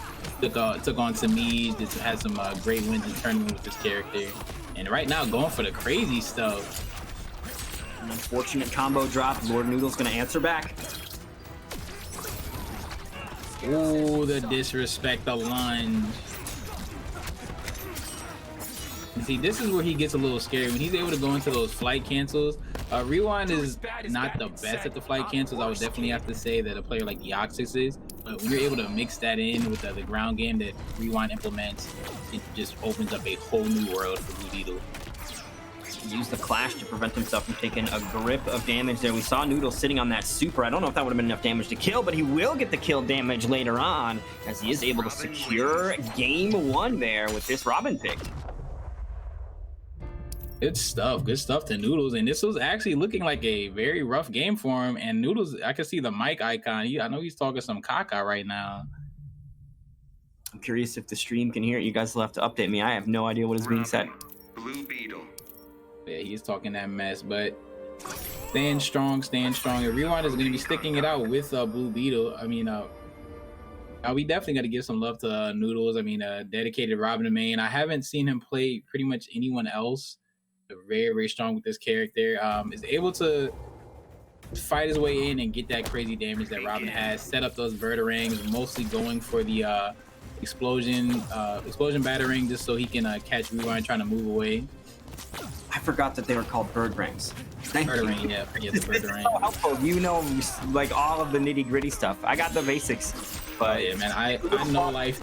I know life the hell out of this game at one point, so like, I got you for a good amount of stuff, man. Oh, no punish. Maybe waiting for an amplify there, and that's gonna be a trade. I don't know what that traded with, but it was a trade. Look, you know what? We take those. Oh, here we go with the dirty stuff, and now he's backing up. He's getting Yep. I mean, Rewind did just wake up. That is part of the process here, so he might just have to take a little bit for the engine to warm up, but so far it looks like he's starting to fire on all cylinders. Here we go. He takes the side switch as well, puts him back toward the corner. Nicely done here from Rewind in game two. And then the blade stance, which the blade stance serves two purposes. One, you obviously get a much longer normals, but you also get a little bit extra damage as well in the blade stance. So it's definitely a viable option. But you do lose the ability to zone with Blue Beetle, so you have to kind of pick your poison. It depends on what you want to do. Do you want to mix or do you want to zone? Yeah, I really like the characters that have like full blatant stances, just like what is it? Wonder Woman has the same thing between the sword and the shield and the lasso, and then even in Injustice 1 there was Nightwing with the staff stance and stuff. I really think it's really interesting to have a character whose core thing is swapping between these two stances, kind of maybe like Gen from Street Fighter 4 as well. Yep, like Gen from Street Fighter 4. Very difficult to master, but once you master it, you have so much more freedom in it. It's that freeform playstyle where it's like some people, they want that Superman where it's like, look, 4, 2, 3 breath, I do it, get in, get out, that's all I have. The other people want to have that Blue Beetle playstyle with all that mix. Yeah, it can be really, really crazy. I think what ends up happening is that, you know, that Superman toolkit has maybe less tools in it. They might be bigger, heavier, blunter tools that you can get a lot of damage out with. But if you find an opponent that knows how to deal with it, you don't really have a bunch of other tools to kind of dip into to sort of mix things up. That's not going to be the case with these kind of stance characters, particularly with all this flight cancel stuff. Like, there is a lot of tools and options available here for Rewind. So as we just saw, first game didn't work out. He just went ahead and rummaged around in that bag of tricks he's got and found something that would work. And I know that there is still plenty more toys in that bag. Definitely is. But let's see if Noodles can fight his way out. I mean, Noodles did have a very good game number 1, but Rewind is kind of warmed up again, woken up as you mentioned, straight from the young man slumber. I mean, not all old men take naps, young men take naps as well. That's that beauty rest. And now he's really cooking on all cylinders. Let's see what Noodles can do to combat this. Blade stance out, noticing that he's in the corner, not a lot of room left to start zoning, so he's going to try to get in and swing these bug blades. Whoa, that was a weird looking cross up. Okay, flip out, go straight up. A lot of hang time on that. Okay, this is looking choreographed. This is a beautiful dance sequence right now. And great patience from Rewind. Oh, here we go, gets opened up, and now Noodles is finally getting to start cooking with his stuff. Going for the Birdarang, nice! But does not get a punish on the wake though. Trying to get in there. Oh, and that's going to be a launcher here. Drops the combo a little short, though. Perhaps it was intentional, though, as he's going to keep the pressure going. Catches his opponent yet again. And now we've got some damage coming out from Rewind. 323 into a mix-up setup, although Noodles had the answer. Nice. Good stuff to Noodles, and gets that life bar. Really good stuff. Here we go. The pressure is non-stop. And trying to push him back into the exploding Birdarang. The Outghouls don't tap. All right, here we go. Clash comes out. That is going to be Rewind winning that, so he'll get a little bit of health back, but he still has about 15% life bar to work through here, available on Noodles. Oh, wasn't in the right stance, though, so they had his normal stance, so his arms weren't long enough to hit. There we go. That is going to close out the life bar here. Noodles still sitting on a lead right now.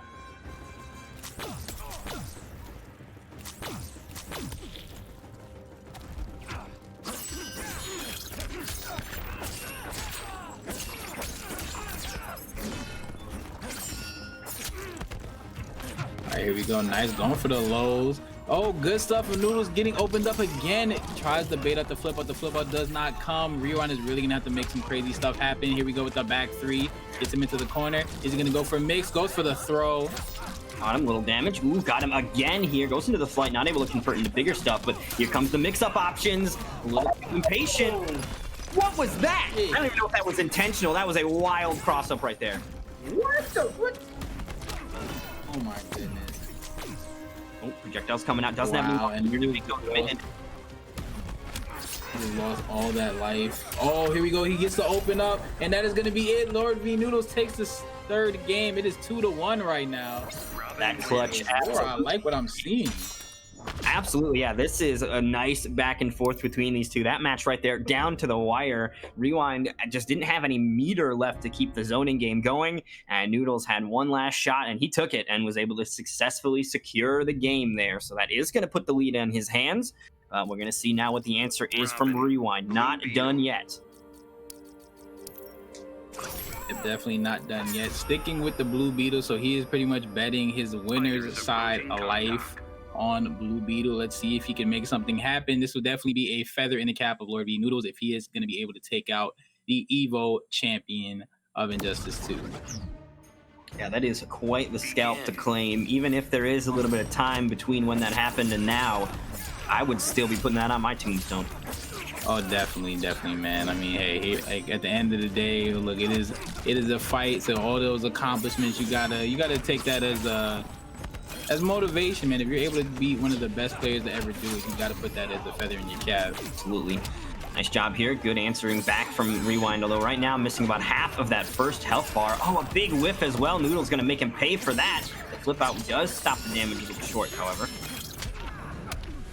Oof, wow, the down 2 raw. Oh, I forgot that was on the screen. Well, I guess it wasn't on the screen, off screen. Secret bird ring. And here we go. Nice stuff by Rewind. That was great. I mean, that is one of the tech options that you do have when fighting Robin. If he goes for swoop, you're able to dash under it and get a punish on the other side, which is very smart from Rewind. It looks like some of the old knowledge is creeping back in that database.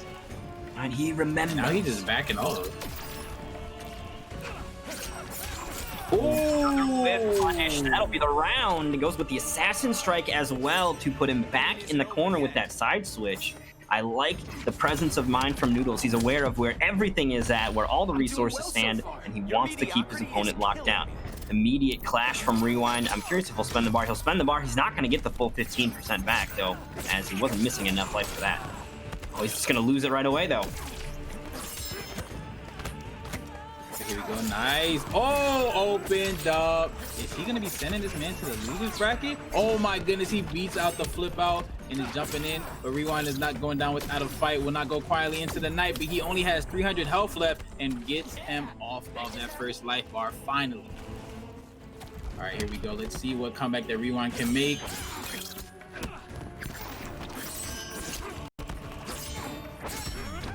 Oh, goes for the overhead. Good defense, though, from Rewind. He's running out of resources to work with here, though. Oh, is this going to be enough? I don't know.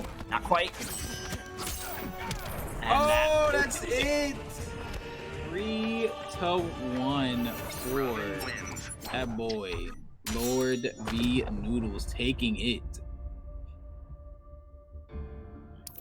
All right, so with that, that does mean that Rewind is going to dip down into the losers bracket here. Big sad, but that was a great fight from both players. Lord V Noodles moves on to fight Spearow, but I'm not sure if Spearow made it, so he might be moving on even further to fight Pothead Brian in the qualifying match for the winner's side top 8. Yep, that is going to be a match that we will potentially get to see in the future here. If Spearow is here, perhaps he'll come back and fight Noodles. Otherwise, we'll be seeing Noodles versus Pothead Brian. But before we get to that, we do have some other matches available. Looks like we have Samij versus Meta currently lying in wait. So we're going to go ahead and grab Samij and Meta here for our next match on stream. Gonna just go ahead and ask the internet what Meta's PSN is. Hopefully he typed it properly when he signed up. So far, every invite that I've had to send based on their information they provided has been accurate, so we have some competent folks out here signing up. Much appreciated that you guys are giving us proper info. Yeah, man, thank you guys for so much for just even being here. I mean, of course you could have been anywhere, but you are here in the Twitchverse with us, rocking with the team. Console Gaming League, Console Combat Online, brought to you by the humble Nips, man. Nips is such a dope person, man. Always bringing awesome events to you guys. So make sure that you're tweeting out the link, sharing it. And if you do have access to any of these players' information, please let them know that we're trying to reach out to them. Makes the process smoother, makes it faster for us to get matches on the screen for you guys. Absolutely. So it does look like we've got Meta in the lobby already. I've just went ahead and sent out an invite over to Samij, so he should be joining us shortly here.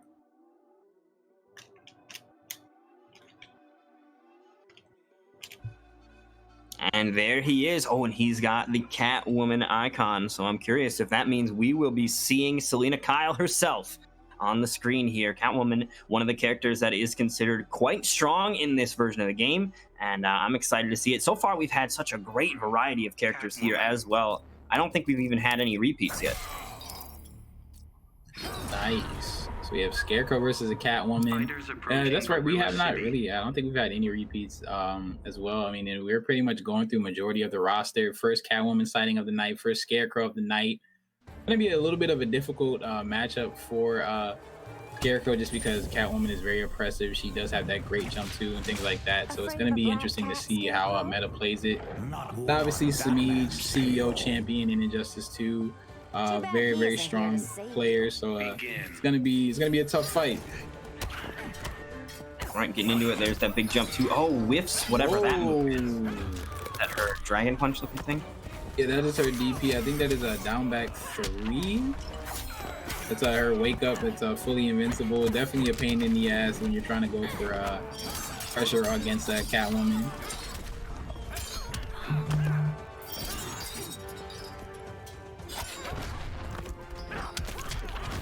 We go opened up. Oops. 1, 2, 3, 4.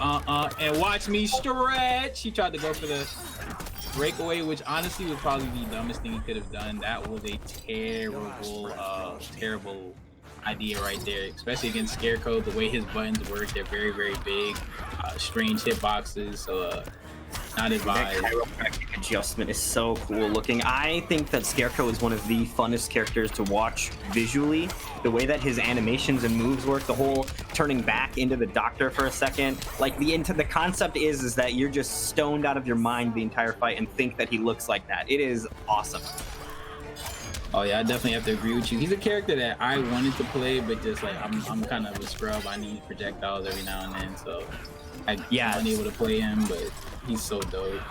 He definitely takes some work and some patience in being willing to play the Scarecrow specific game. His game plan doesn't necessarily translate across the rest of the cast, but if you're able to figure it out, it can be really solid. As we're seeing here from Meta, he's got a decent life lead here.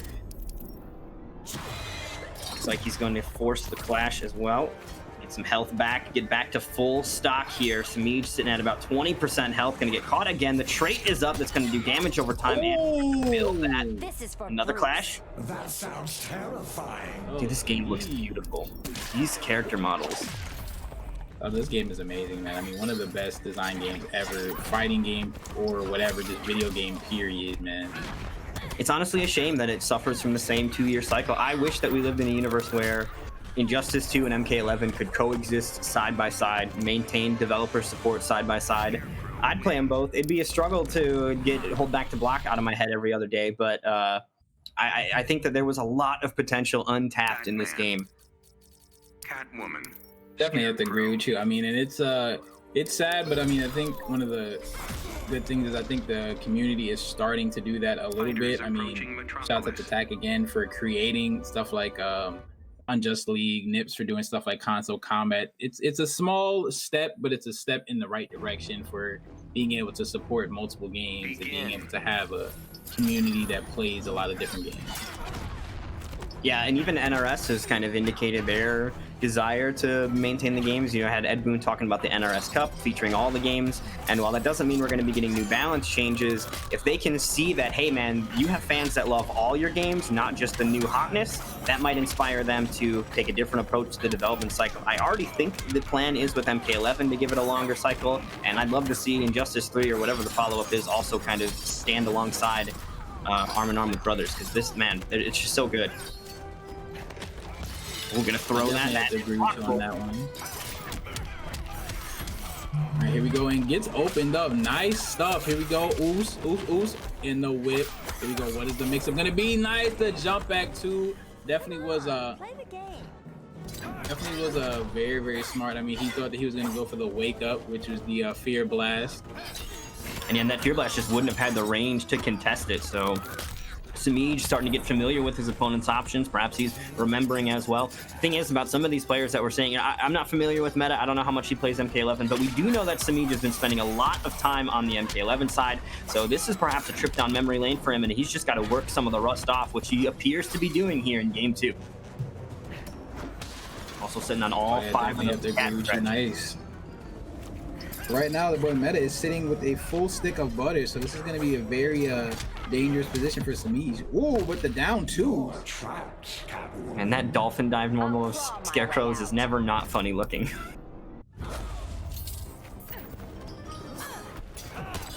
Oh, there it is again. All right, gonna go for the cat dash. Are we gonna see a transition? It's actually surprising we haven't seen anybody going for transitions. Players are confident to keep their corner and not really trying to get away onto a different stage. Ooh, chiropractic adjustment and stretch her out. Okay. Wow, you see how far that thing reaches? Yeah, I mean, I also, we're talking about the jump too from Catwoman. Scarecrow's got some pretty long-range moves himself. That chain goes quite far, catches him with the overhead here, and that will force a clash off of Samiz. Bars are even, so life bars are just going to stay where they stand. Did she just accidentally low profile under that? That was wild. Catwoman wins.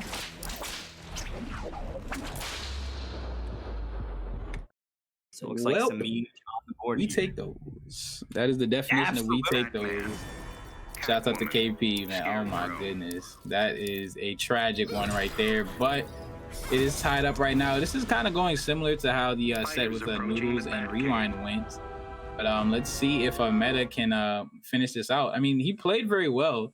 Was able to catch Samiz kind of sleeping at the wheel with those forward threes. If he would have been able to do a double forward three or a forward three back three, he would have got the kill. Right? We would have had, like, if we would have had a transition like I've been waiting for, that might have been the damage necessary. That might be some of the, forgot how Injustice works stuff coming to haunt these players here. Which you'd think Scarecrow, not easy to haunt at all. Oh, he's got the trait up. Oh no. But did not have the meter though to extend. And look at how gorgeous He's this going for some background crazy is. stuff. All of the Oh, yeah, detail it's in amazing. this. I mean, all the different Batman suits.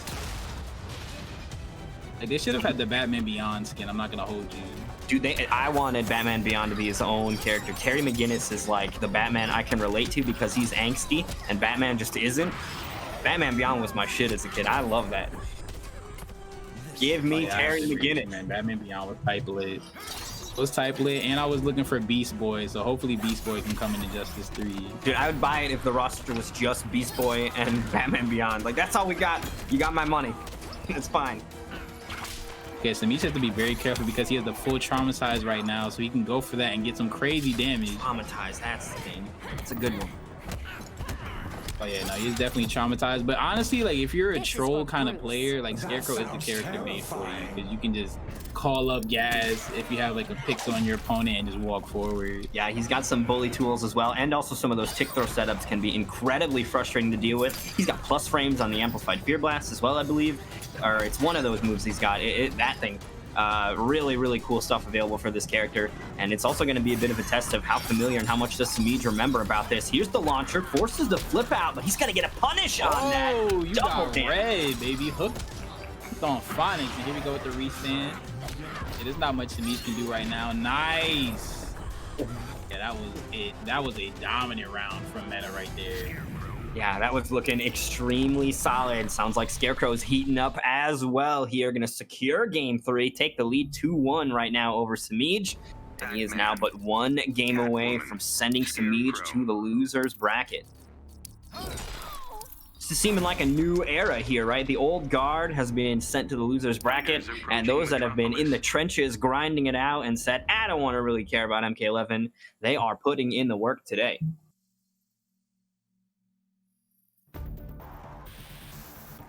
Begin. All right, so here we go. That boy Meta is coming in there for game number 3, starting off already pretty decent. Catches on backdashing. That is literally Scarecrow 101. Of course, he's going with Catwoman 101. Wake up DP into back threes. That hit that high up in the air? Yeah. That was wild. Scarecrow has the thickest hitboxes on his normals, bro. Like, I literally jumped behind him and still got clipped by something. It's ridiculous. Man. The punch he was at the back of his head. Nice finish by Samiz. Unfortunately, drops the ender. All right, sends the juice Here we box go. of tunes for you. Nice. Good spacing by Samiz. You never And honestly, Meta really couldn't do much right there. He was just going to try to get as much damage as he possibly could.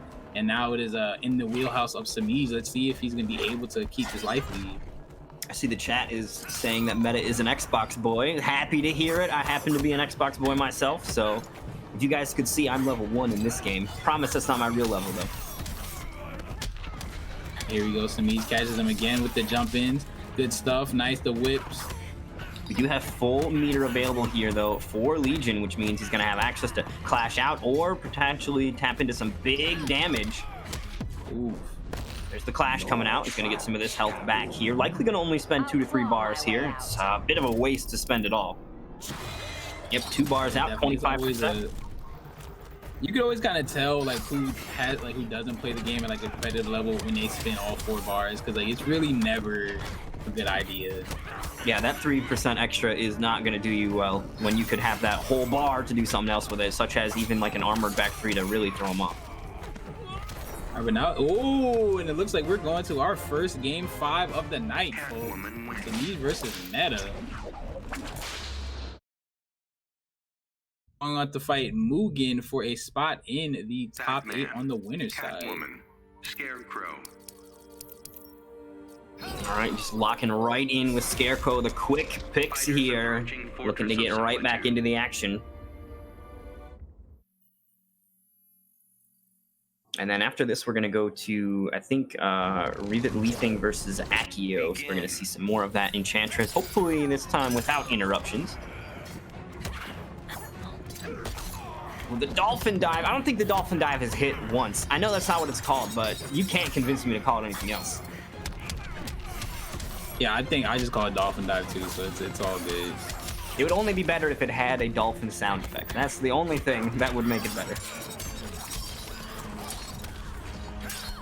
All right, decent damage here. This is first round, so defensive options not going to be available. Didn't have the meter for a flip out yet. Look at that big range. He's just going to back away. And you know what? It's a sad thing. It's almost like an anti-cross up tool also, because sometimes you'll get over it and it'll still like snatch you back. Oh, I actually could have went for a tick throw there, but did not go for it. This is going to be this might go down to the wire. Very yeah, it's looking like a tight match. round here. He's about to be building up that Traumatize as well. About 60% of the way there. Just needs to smell bad for a little bit longer, and it'll happen. Going to get hit out of the air with the whip, though. And Samiz will claim that first life bar. Only about 15% left intact on his end, though, so not too far ahead. And that interactable, wow, what a great jump over it. Forces the Clash. Wow. I think he just wanted to kill that health bar, right? He just wanted to get that guaranteed damage, and Samiz sniffed that one out. Plus frames. Ooh, nice backdash to get away. So this is another stage like Kondak as well, where you can punch the wall repeatedly for what I believe is an unblockable here, which is going to be a Scarecrow exclusive in this matchup. Selena Kyle not going to be strong enough. So here The way he just walked back is so creepy looking. It reminds me of those reanimated things from Resident Evil 4. Like, they just got like this fidgety, weird walk. That's Scarecrow. Oh, yeah. And Scarecrow is dope. I mean, definitely one of the best character designs, just period, in any like video game. I mean, he made Scarecrow look so much. It made Scarecrow look so much cooler, like than like the comics would have like made you to believe he was. Oh, absolutely. Scarecrow is a character that, like, on paper, I'm like, who cares? But after seeing him in this game, I care. That's who cares. Oh my goodness, nice he got down red, but one. does not have the meter and gets neutral jump punished. Nice combo here from Samiz. Going to end with that hard knockdown off the whip. Big jump in. Good defense, though. Blocks the cross up. Oh, he caught him. There is still a Clash available. Oh, no, he doesn't have Clash. They both used it. Whoops. You can tell by the lack of the sword and shield next to their name at the top. I guess you can't see it, but you'll see it when it's there if you're looking for it. Oh, that was a dirty cross up. Wow, and unfortunately, Samiz clutches it out, and unfortunate for that boy Meta, he is going down into the loser's bracket. Samiz is going on to fight Mugen in the qualifying match for top 8. Really, really good stuff by Meta, but unfortunately got clutched out by the past CEO champion in Samiz. Yeah, I think it's really fun too. I mean, that was a cross-up setup there that Samij explicitly went for, right? That wasn't an accident. He purposely didn't follow up after the back three, went in for the jump, and that is not something that exists by any stretch in MK11. So it's really cool to see some of these kind of different approaches and different styles of play that just can't exist in the other game that a lot of us all also play. And Samij really expertly bouncing back and forth between the two different game plans and metas of the existing games. Yep, definitely. Speaking I of think meta, that. Oh yeah, man, meta, you have to hit the road, Jack, and you will be going down to the losers bracket. But that's one of the things that like I've had to explain to like some people where it's like they're like, oh, my defense is so much better in MK11. I'm like, yeah, obviously, because you don't have to block cross-ups, you don't have to block all these ambiguous setups, things like that. Like when you had the situation with Batman after they fixed his jump 2, and then the Batman community found better ways to mix you up on restand and things like that, or with Enchantress with her jump 3, with Cyborg doing a drone call in with his mix-ups, or Red Hood with his hard to block setups. Like there's a lot of stuff that you don't have to worry about, and you have a block button. You know what I mean? So it's definitely a difference, and it takes a little bit more wherewithal in certain aspects than in a game like this where you don't have a block button. Yeah, I think that block button is a bit of a rarity, right? I think the only other game off the top of my head that I can think of that has one is Soul Calibur. So it is not a common... Oh, okay, DOA has one as well. DOA, but yeah.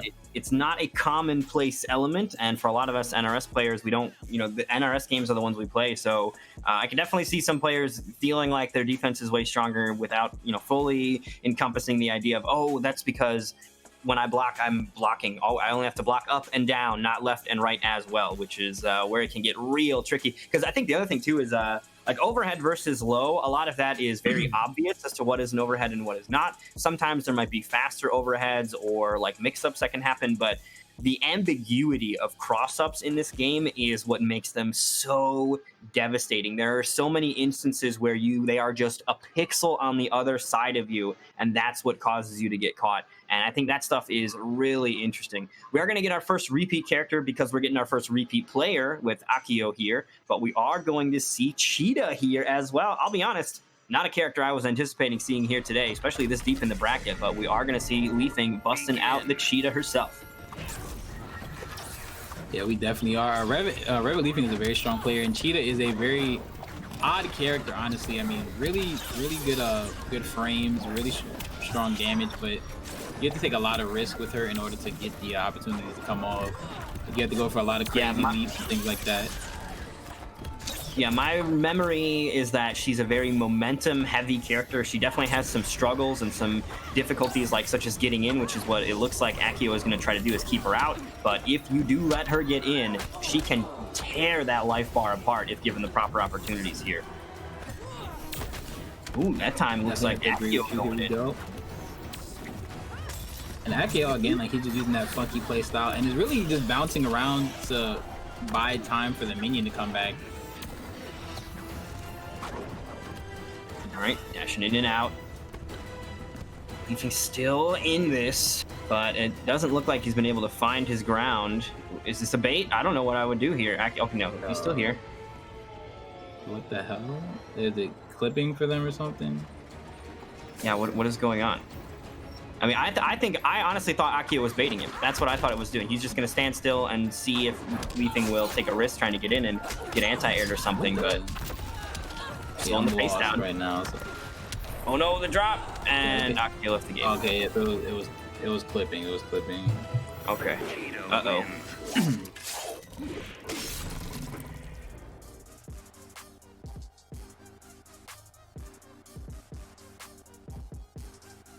Yeah, actually, I see Akio in the chat is saying to DQ him because he's having a thunderstorm in his area. So I have a belief that his internet might be kind of acting up.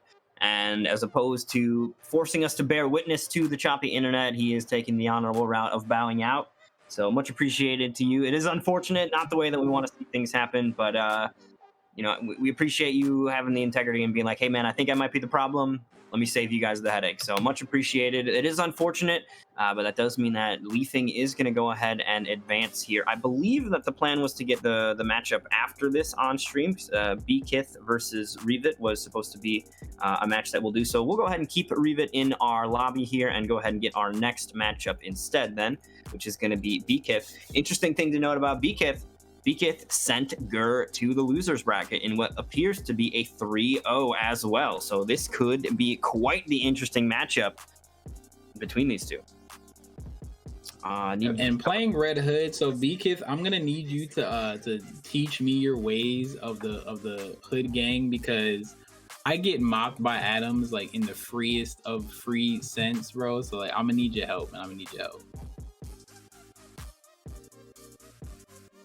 That is his name. So go ahead and type those words.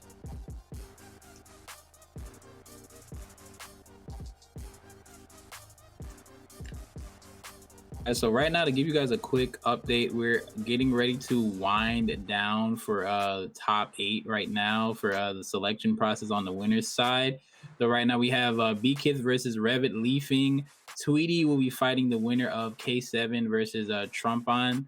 And it looks like Trumpon got DQ'd, so it's probably going to be K7, which will be a Canary versus a potential Starfire or a Dr. Fate. We also have Lord V Noodles versus Pothead Brian. And then last but not least, we have Samij versus Mugen. So Red Hood versus Catwoman there. And then I think Pothead Brian plays Adam, so it'll be Adam versus Robin. Potential Starfire and Canary, and then of course Revit Leafing versus Beakith, Red Hood versus a Cheetah. I'm mad that we all have the same like player cards right now. That's kind of crazy.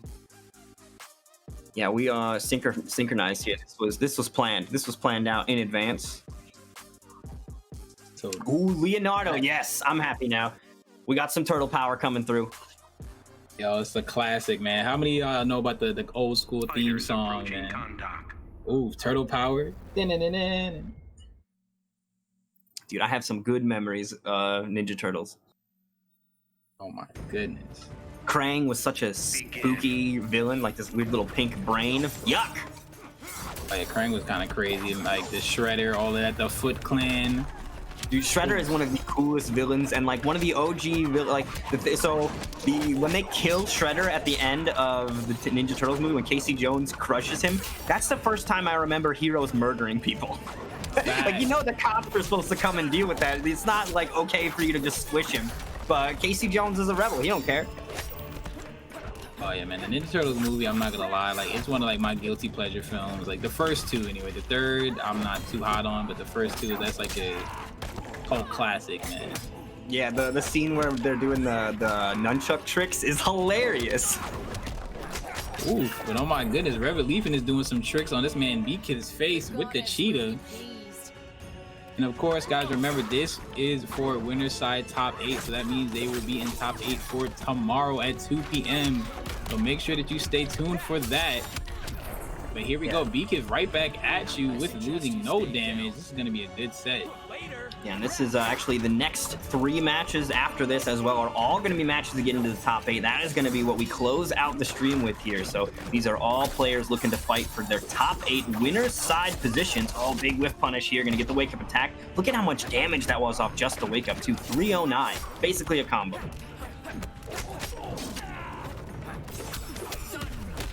Donnie.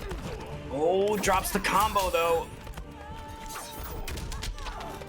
Ooh, see, that's so dirty. Like the fact that you can kind of like do that mid-air and then kind of delay the meter run on that, it's such a tricky sequence to have the anti-air. Nice armor, gonna catch him. Gonna go for double forward 3, trying to keep it unbreakable.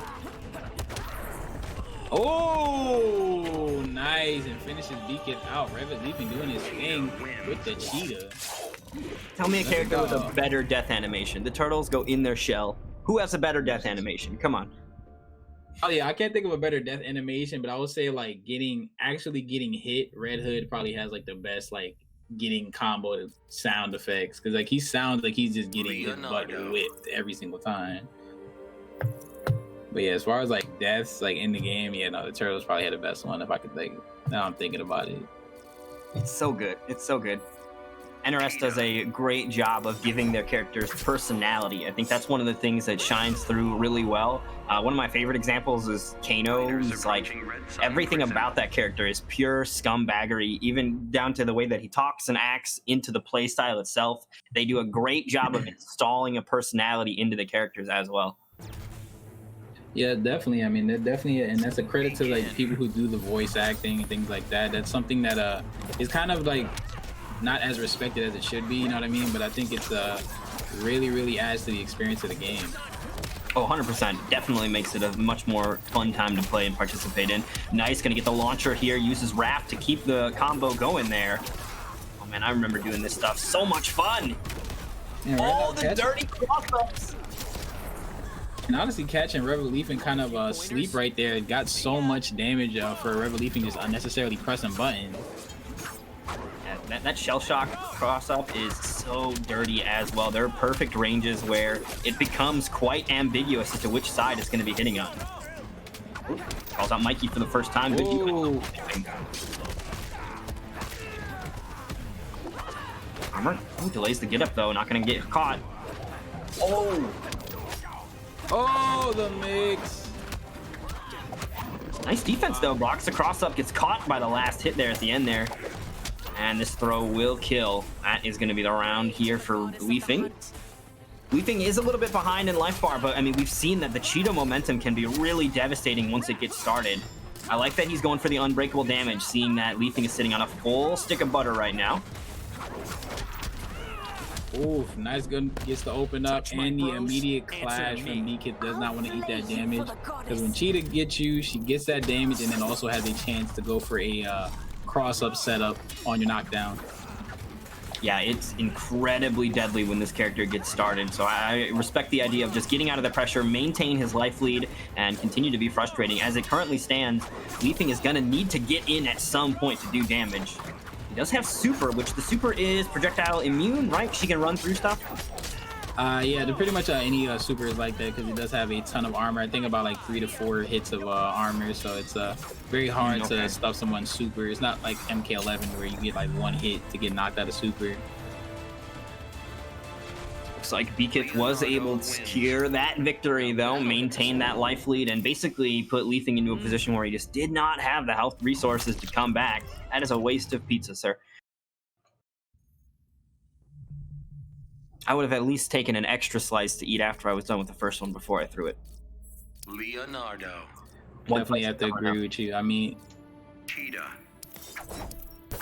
you can't waste your pizza like that, man. Like you don't wait it. Like in the pizza look, I mean, it didn't stick to the box. No, they did a great job. It wasn't a bad za, right? They didn't mess it up. It wasn't all flipped to the side because the driver put it on his seat at an angle. It looked perfect. Yeah, that's fighting words and miles. I mean, you cannot be throwing pizza on the ground. That's bad for business right there. But here we go. It is the tied up right now, so it's game number 3. We might have another potential game 5. There are 4 more matches left on the night. This is one of the 4 top 8 qualifying matches on the winner's side. Hard knock down. Ooh, Rap's gonna come out. Nice, good blocks on this. Cross up though. So far, he's working on a perfect here. Cheetah needs to get something going. Okay, there we go. As soon as I say it, it starts to happen. Look at that, 500 damage almost. Massive damage coming out here from Cheetah when she's got those claws ready.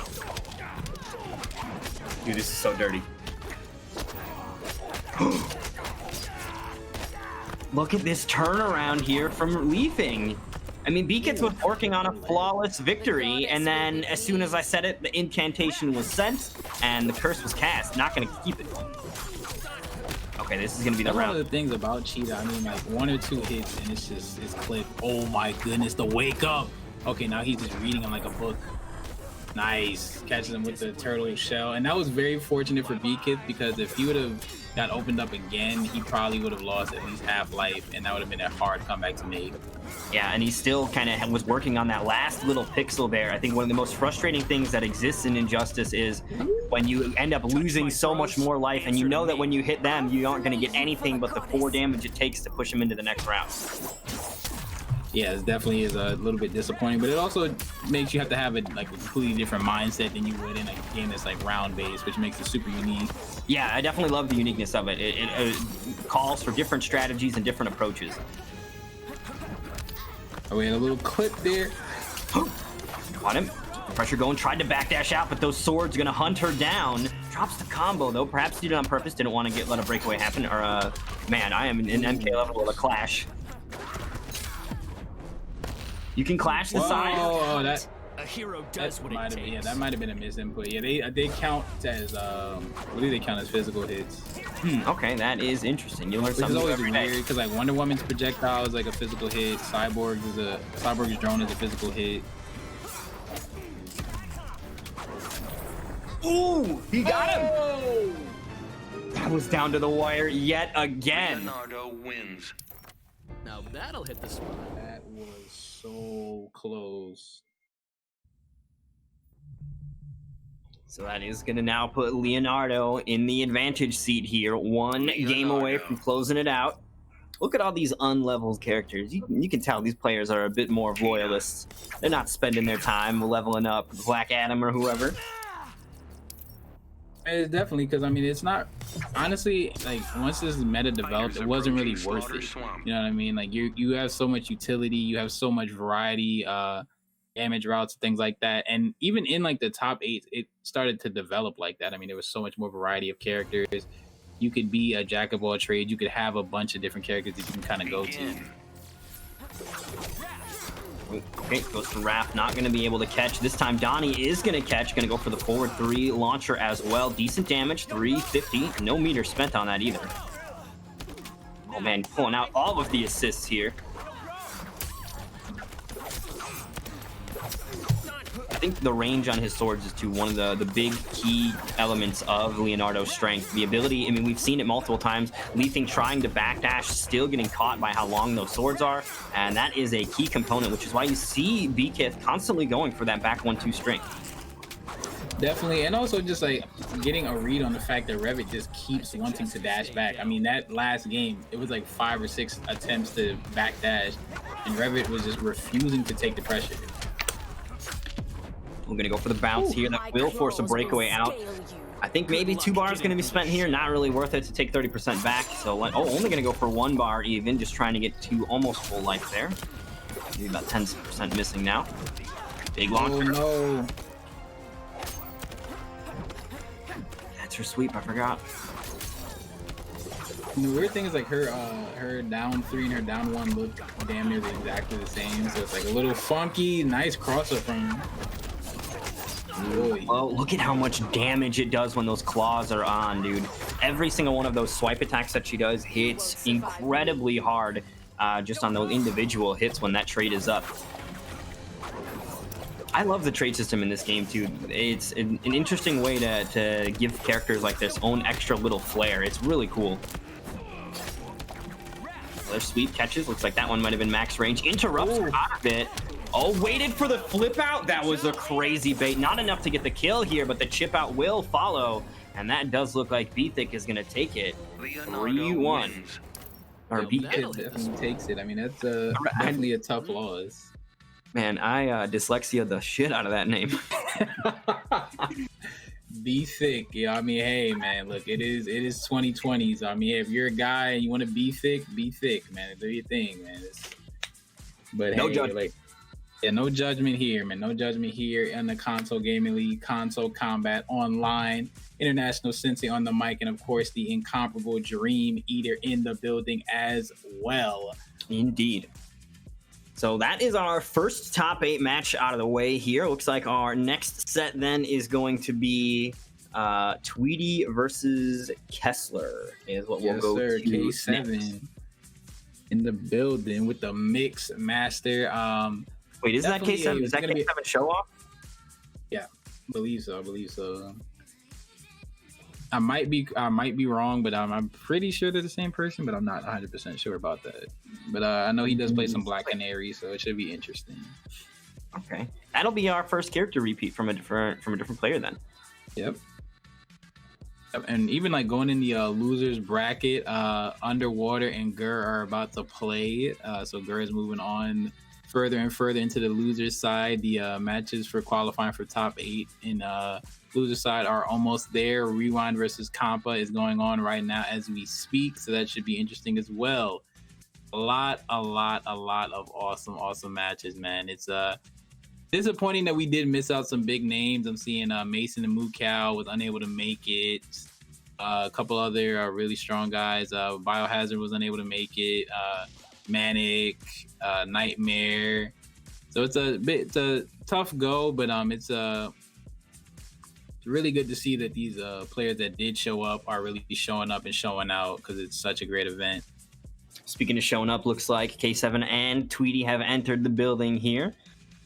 So we will get to see the showdown between these two. I want to say that toward the end of the game's lifespan, Tweedy was playing a lot of Starfire. So I'm curious if that is going to be the pick today. It looks like it will be. Yeah.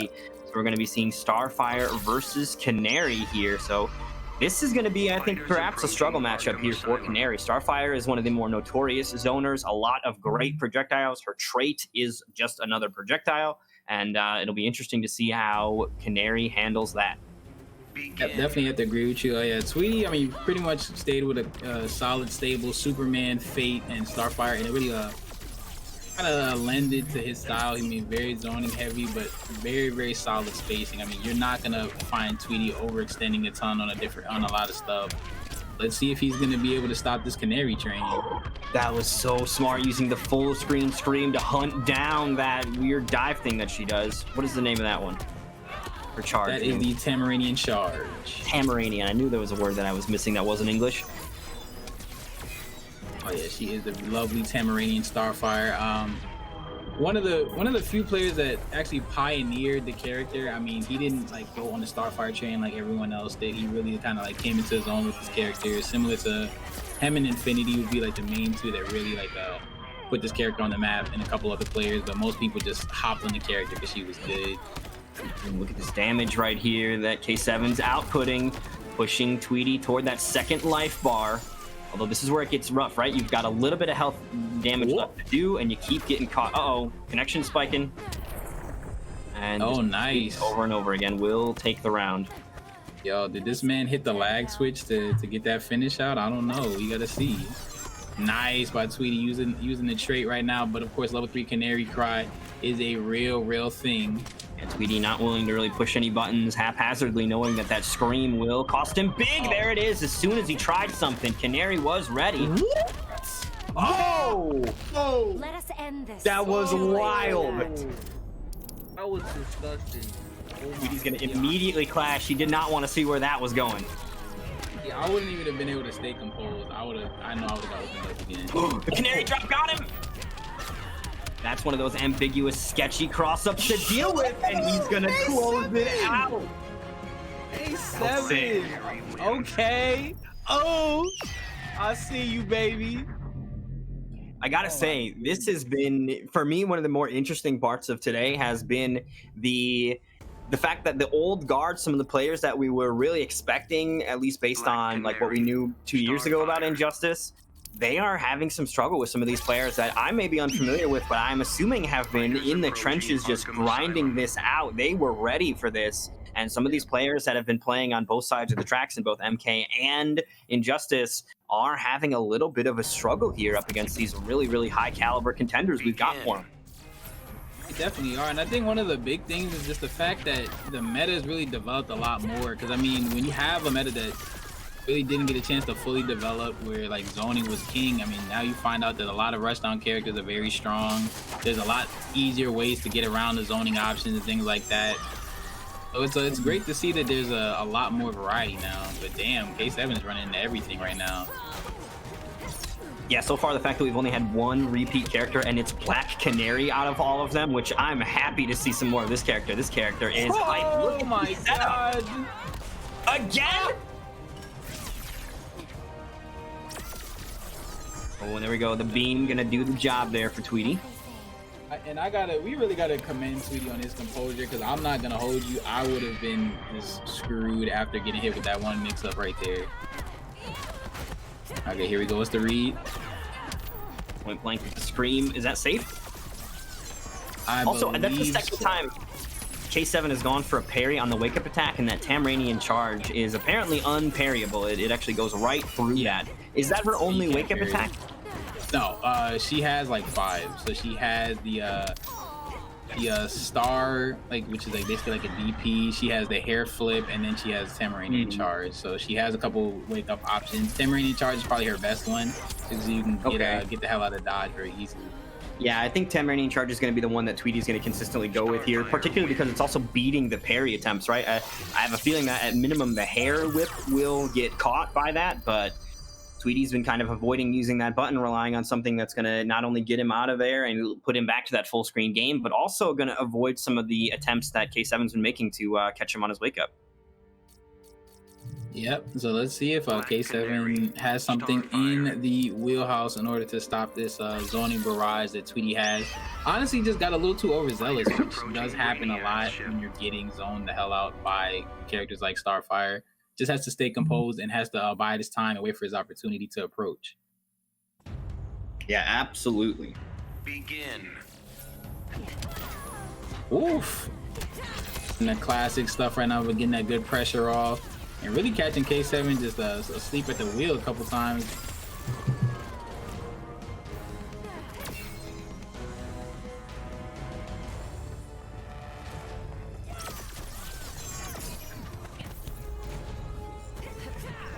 That orb gonna go away, and there's the hair coming out. Nice. We go for the jump 3. One of the, I'm not gonna lie, that's one of the dumbest buttons. I'm like, why did they give her that? Her jump 3 is too good. Here we go. What's the mix? Okay. Woo, K7, I see you, baby. And K7 is showing off right now. Yo, nice. Let us end And the immediate clash by Tweety. for that. All right, gonna get a little bit of health back here. K7 still sitting on that first life bar. Tries to throw the drone, not gonna catch though. Oh, opened up nice from Tweety. And again, this is exactly what I'm talking about. Tweety is not just a zoner. He is able to get those mix-ups off. Knows her pressure very well, knows her frames, and that's definitely what separates a low-level Starfire from the immaculate player that Tweety is. Okay, here we go. What's the read? Oh! Nice school. City. This is definitely gonna go down to the wire. Oh no, he ran into the trait. Oh!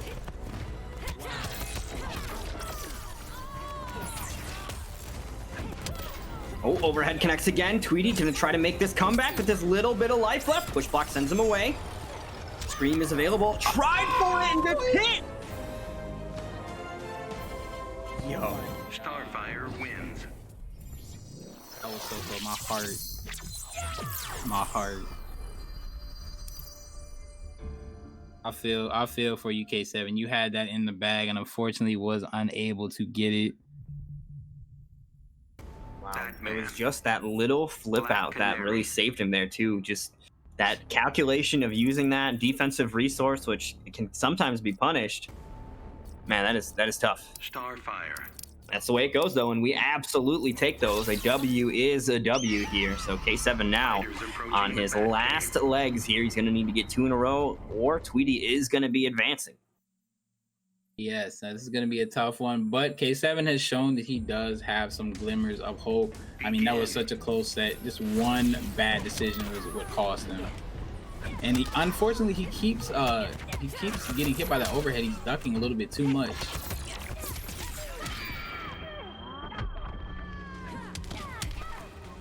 Ooh, there's a big clipping right now. Oh my goodness. Am I making it up when I say that Black Canary sounds like Cassie Cage? I mean, I could kind of see it. I could see it. It might be that I'm hearing the mixture of Starfire and them, and it's kind of making a Cassie voice in my head, but curious as to who voice acted these people, because NRS is not afraid to reuse them. Aquaman and Kotal Khan are the same guy too.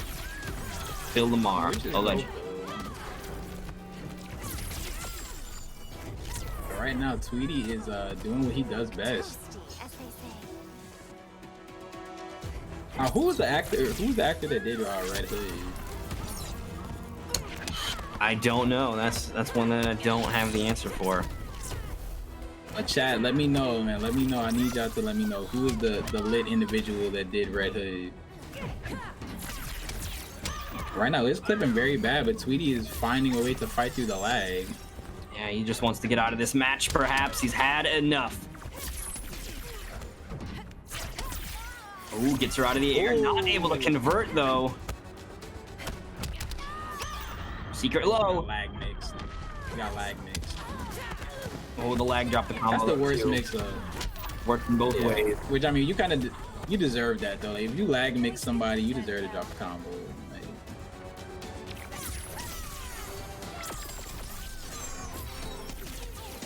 all right, here we go. Nice finish by Tweety, and he makes top 8. We'll see you tomorrow, young brother. We have 2 more matches left to go to solidify our winner side top 8. All right, there we go. It's going to put it in the bag here for Tweety. He will advance. And we've got 2 more matches left, like you said. Next up, we're going to see Lord v Noodle versus Pothead Brian. So we saw Noodle earlier. He was playing Robin. He sent Rewind to the loser's bracket. And he's going to be reprising his role on stream up against Pothead Brian, which will be the first time that we're seeing Brian here.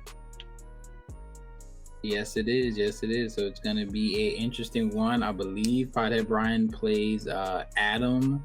So it will be Adam versus Robin, which is, again, another tough matchup for Robin. But we saw Lord v Noodles fight out of a matchup, which is Blue Beetle versus Robin, which is also very tough. But we definitely cannot count the man out. Absolutely. And Gurr is actually out of the tournament, just lost to Underwater and lost to his Hellboy.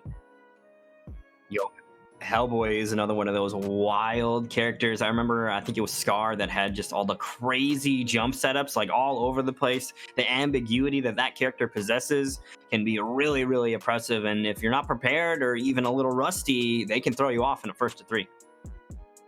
Yeah, you're thinking of Silverite. Silverite, you're right. I am the setups with the Hellboy, and funny enough, Silverite is who beat Gurr for top 8. I think it was loser side in Evo. So the last Evo of Injustice, Silverite beats Gurr, Adam Hellboy matchup, slams his controller, damn near breaks it, and says, "Give me my medal." So big shouts out to Rye, man. All right, so that is also maybe a little bit of an unfortunate flashback there for Gurr having to run into another Hellboy. But that is going to put an end to Gurr's run. And it looks like we do have Noodles and Brian in here in the lobby. So we are about to get underway with this matchup. Looks like we're going to continue to see Robin from Noodles as expected. And Brian is going to bust out the Adam as predicted. All right, and the swag Adam too. I love the tournament skins. Like, we need to shout this. Like, I wasn't the biggest fan of the Electrum, but the gold tournament skin, the gold and black, was so godlike. I had like 4 of them on different characters. Man, they were so awesome. Shout out to NRS for finding a way to fund the competitive scene, but still allow the people to get something fun for themselves. Yeah, I wish they were willing to do something like that for MK11 as well. It may be because we're in COVID that there is no offline scene to really fund, so that's why they've been kind of holding back on that. But I thought that as much as I wasn't a fan of the visuals of the Cold Steel skin for Sub-Zero and X, I thought that was a cool idea. And if you look at other games, like Dota is one of the games that has the biggest prize pools ever, and it's almost entirely crowdfunded by some of the in-game cosmetics and stuff that they put out for the people. And it's a free-to-play game on top of it, so take notes, NRS. You can make this better. Wow, low profiling underneath that. The Limbo Champ is here. All right, here we go. Nice getting the buttons off. And this is a matchup that I know Maj and Brian probably knows very well, or has seen a lot of it. Gurr and Hayate have played this matchup extensively at the highest of high levels. So I know that he's definitely taken some notes and has learned. So I'm sure that Lord v Noodles has learned as well.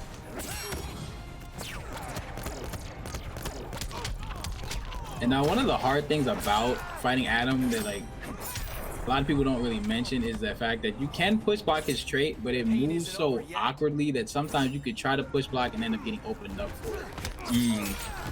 Yeah, and it's the moves, like the moves that he's doing, they all have a very similar startup to him, right? It's not like you can see him wind back his arm or his leg or anything like that, so it can be rather ambiguous as to what even is the proper answer. Nice, but the proper answer was looking like a wake up assassin strike, and it's looking good on the side of Lord V Noodles, forcing Majin Bryant to get the clash off.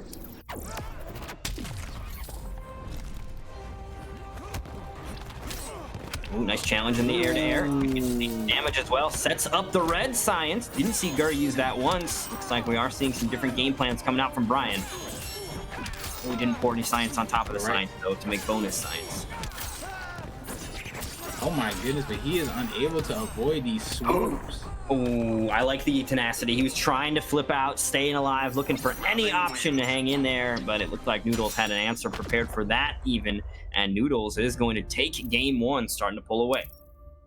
Definitely is starting to pull away right now, and that was a very, very convincing game number one. Like I said, this is a bit of a difficult matchup for Robin, but Lord V Noodles is showing that he studied it up and he's able to fight through it. That's another thing about this game. You did mention the thing about balance. It was nowhere near as difficult to get counterpicked like it was in Justice 1. I mean, there were some matches like chat. Just go look up Lex Luthor versus Zod. Anytime you're saying a matchup is 8-2, just do that for me, okay? Anytime you want to say an 8-2, a 7-3, look up Lex Luthor versus Zod, and you'll never say that again. That's all I'm gonna tell you. Ooh, there's the throw. He's inside your head. Definitely is right now. Majin Bryant looking pretty good, but one of the things about this matchup, man, is I mean, Robin does so much more damage than Adam does. So if you are unfortunate to get opened up by Robin, you're really in for a world of hurt.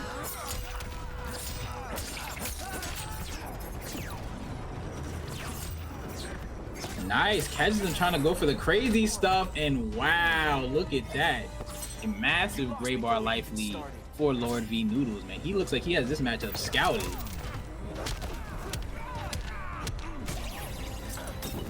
Here we go, setting up shop. Oh, that's disgusting.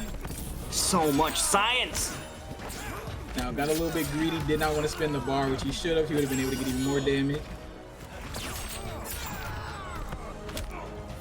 And trying to go for like the kind of the token Adam stuff right now, trying to go for the jump back traits. And in this matchup, I mean, Robin has such big jump in normals, it's very hard to get away with that all the time.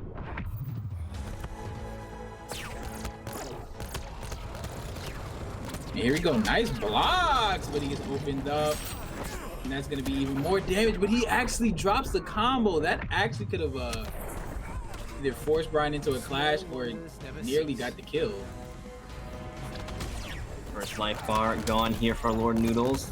Goes into the trait. Can he get the damage going? Just the mixes left and right, left and right. Noodles was ready for most of it.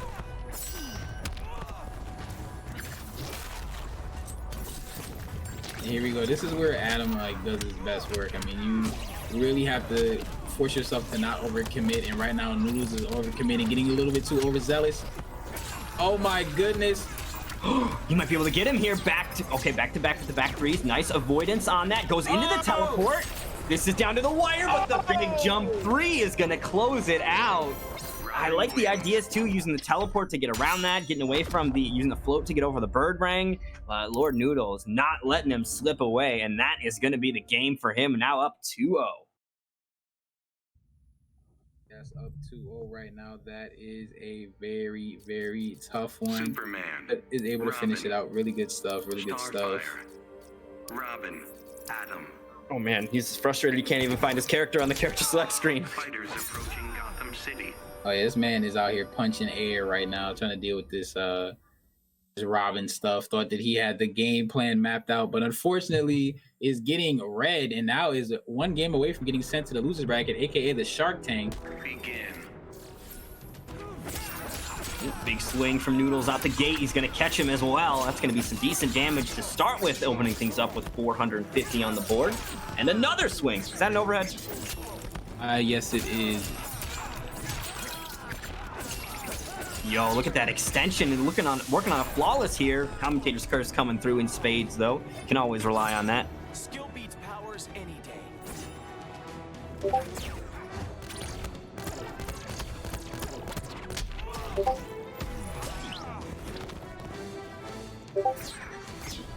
So here we go. And now the Lord V Noodles, I mean, like you said, the massive life lead. Imagine Brian is really just fighting from behind this entire game. Now has all the red signs, but really the red signs doesn't mean a damn thing if you cannot use it. And you see, you just saw that. This man did his low string and he low profiled the low. That is just despicable.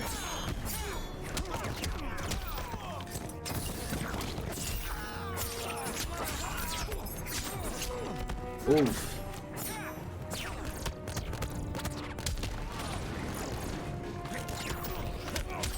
Oh, he's dead. Wow, yeah, he had the clash. But Lord V Noodles has 3 bars of meter, so he's probably going to continue the bleeding. Oh, this forces him to not to basically waste his bar. He does not have any bar left now. No flip out, no nothing, no push block. He's going to have to take all this pressure and all this damage. Ooh, an armor. Nice patience, though. Noodles not going to get caught by it. Another sweep comes out. Low overheads. Switches up into the armored forward 3 off the cancel. And that'll do it. Going to close it out with that bird rang. Noodles will take it 3-0 over Pothead Brian, continuing the streak. Absolutely dominant. And now we have one more match to go into our top 8, which is going to be Samij versus Mugen. More than likely Red Hood versus Catwoman, a matchup that Samij has played extensively, of course, with the GOAT himself, their self, Sonic Fox. But one of the best fighting game players, period, not NRS, not Street Fighter, whatever. Best fighting game players of all time, multiple time Evo champion, has won every single tour as far as the NRS side is concerned. He's made damn near every tour that he's tried to make. I mean, made both years for Dragon Ball. Didn't have the best results, but Sonic Fox is definitely one of the best to ever do it. So a big shout out to them over there. And it's great to have that kind of like sparring partner that's so high level, because you eventually are going to get so much better when you're playing someone that's strong. Yeah, absolutely. I think Sonic Fox is not just a NRS player. You know, they have excellent results in Skullgirls as well as Dragon Ball Z. They were one of the big contenders for that. You know, their skill kind of transcends just the NRS games. And I would completely agree that they go down as best fighting game players all time. I think the 3 easy picks for me is, Sonic Fox, Justin Wong, and Tokido are the 3 that are like, okay, these guys are just greats through and through. They've got a long history of dominating in multiple games and being powerful contenders, and Sonic Fox definitely belongs up on that list. Red Sun Prison. I definitely have to agree with you. And right now we have the match up: Red Hood versus Catwoman. Let's see if Samij has something up his sleeve, or let's see if Mugen can bring some new flavor that Samij may have never seen before. Suffer. Unless those people deserve to suffer. I'll tell Batman you said that. Begin. I remember Diego, but I only remember Diego from Street Fighter. I mean, I know he plays Guilty Gear as well. Diego is good too. Don't worry. Oh yeah, Daigo is one of the best to ever do. I mean, that's like fighting game. Like, he's like this fighting game god. I mean, you can't even like compare the two. Like, it's to the point where he got bored with fighting games and started playing other shit for a little bit. He's like, you know what? This is not mentally stimulating enough. I'm too strong. Exactly. But right now, Samij is looking really strong right now, and is jumping all over this man. This is one of the issues with this matchup. I mean, like, Catwoman can kind of do what she wants on knockdown. He doesn't have a fully invincible wake up like characters like Green Arrow or like Catwoman that have fully invincible wake ups. He's a much more grounded character. It's gonna be a little tough. And there's also certain strings that if he does like the trait combo cancel, that Catwoman can actually raw back 3 through. So I believe since the down 1 trait on block is basically fake as hell, you're able to back 3 through that. But this man Mugen has actually brought it all the way back without taking any damage on that red life bar. Wow. He's gonna let it rip with that cat scratch. Here we go. Hard knockdown off the whip. Just gonna rush right in for some pressure. Wanted to use that explosion there. Like Mugen might have been a little bit prepared for that. And there's that grenade. Sends him full screen. Okay. More explosions.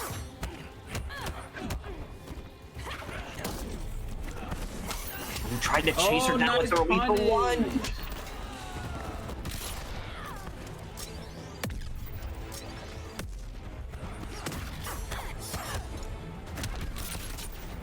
Wow, nice weight. Good patience. Oh, again, I love that anti-air is in the combo as well. Oh, that was that cross-up setup he used earlier. Tried to go for the same thing, although Mugen gonna use the lethal lunge to get out of there. Clash is gonna come out, no meter. This is just to stop the damage, gonna reset back to neutral. There's gonna be some distance between the two of them though, so we'll see what Mugen decides to do with that distance. Jumps right into his own mine. Wow, that's unfortunate. What a block. Oh, the backdash saved him, and the lethal lunge still gonna close him out. That was down to the wire. Good wins. That was so close. Wow, that was outstanding. Good stuff. Well, that first game is going to go to Mugen, but I mean, that was too close to call, and we could very easily see this shift into the other direction here with some minor adjustments. Arguably, not even adjustments, just like a slight change in the wind is all it would take for this to end differently. That was absolutely nuts, man. I cannot believe that just happened. Begin. Wow. Good stuff to Mugen. Let's see what changes Samij could possibly make, or what improvements that Mugen can make to make this even farther away. Ooh, nice. Uses the backdash one to get out of there. Gonna send some bullets his opponent's way as well. Man, I love that animation. He jumps really far, though. It's impressive how much distance he gets on that.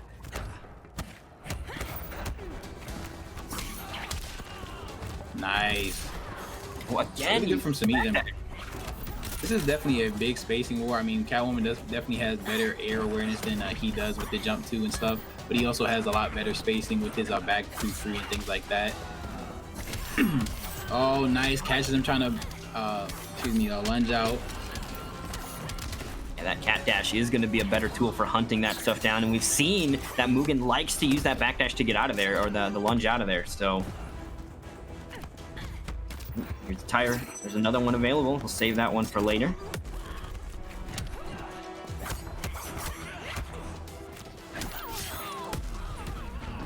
Oh, nice flip out, and that's going to allow the catch. You never had it. Actually jumped over that grenade hitbox there. Here we go. Samij's gonna get the hard knockdown in the corner. What's he gonna go for? He's gonna go for the cross up, and actually gives Mugen the corner, but unfortunately Mugen tries to go for the back 3 and whiffs by a mile and gets punished for his troubles. And here we go. That's going to be an even clash, just trying to stop the damage here. Both bars spent. And there goes another mine, putting it out there, keeping his pressure a little bit safer, or at least discouraging some sort of offense and challenge from Samij. He doesn't want to get hit by that mine either. I thought that was a gear ability. All right, I'm learning new things. That's just the Akimbos, but they're very, very punishable. So he was very fortunate that Samij tried to jump up. Does he have a low guns? Is that the ability where he shoots guns? The low guns, and those the low guns are actually busted. I don't know why they gave him that. Yeah, Custom Red Hood is one of the characters I played. Be very annoying, very irritating. And that looks like it's gonna be tied up right now. Whoa, he drops the combo. Looked like the trait let him fall out there. Those cat scratches not doing it, but that will kill him there with the fire. And he, like I said, saving it for later, coming in clutch at the end. And Samij on the board here, tying things up. Really good stuff to Samij. It is tied up 1-1 right now. This is the last match for the winner's side, top 8. And of course, the losers bracket is going on as we speak. Gur is out. Rewind is out also, lost 3-0 to Kampa. Now we have Meta versus Sound Like Pause that is getting ready to go on. And then the upper side of the losers, for some reason, is a little bit stalled. It looks like Misfit Panda is 3-2 over 2 easy. So we're just waiting for that set to be confirmed. And then we can keep on moving on. I'm doing it right now. Keeping us caught up, hopefully. And then Spiro isn't here, so whoever wins that will just advance up to basics. So right, Panda and Yance can go ahead and fight. All right, so here we go with Game number 3, and again, this is one of the tough things about the Catwoman matchup. I mean, she can just jump all over the place. Her jump 2 is so strong. She has really good buttons. Ooh, trying to get a little extension with that anti-air shurikens. Not going to connect though, but this is looking really solid here for Mugen, able to keep the pressure going in the corner. Cats don't like to be cornered.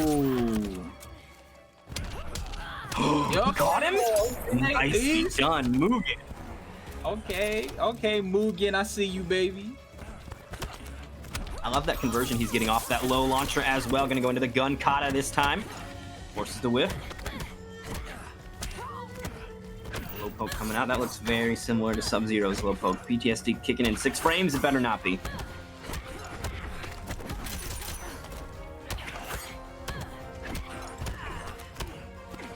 Nice defense here. Mugen has been kind of letting Samij get away with that, but hasn't been getting opened up by this stuff. He actually just got opened up there, but Samij didn't believe he went for the back dash because Mugen's defense has been pretty airtight, like you said. Calculated. All right, this may be enough for the kill. Not quite 438 damage, but here's that last pixel. Samij just wants to get through it before he starts losing more and more life bar, because whatever hit he gets, he's not going to be able to turn into big damage. It's only going to give him that little bit. There it is, the 21 needed. And that is going to put Mugen on his 2nd health bar. However, Samij already down to about 1/3 of his own. All right, here we go. Let's see. Oh, wow, that was a big mistake. Okay, now it went away. And again, just jumping all over the place, man. It's definitely a frustrating thing to have to deal with. The fact that Catwoman just has all these jumping options. Gotta be careful here. She does have super available. Samij could confirm and do a big damage kill here. Oh, no. I think he should have gone for super. I don't know when he could have gone for super, but I think that he should have just gone for super. I don't even know how much damage he would have done, but he's gonna at least be able to force him into chip territory here.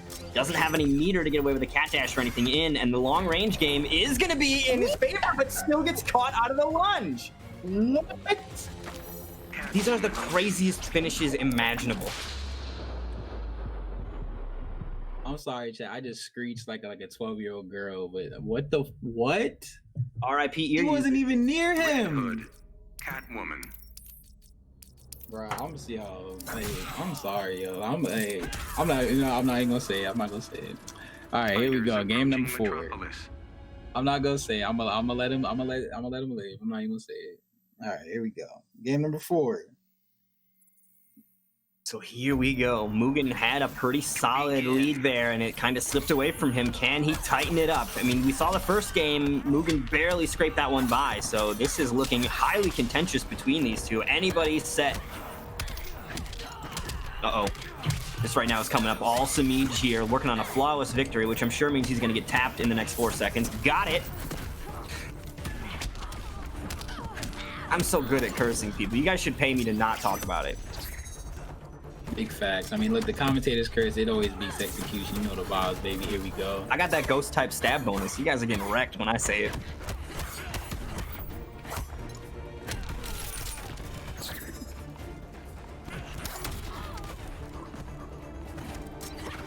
Those coming in straight to gun kata. Oh, grenades. Oh, there we go. The lethal lunge amplified.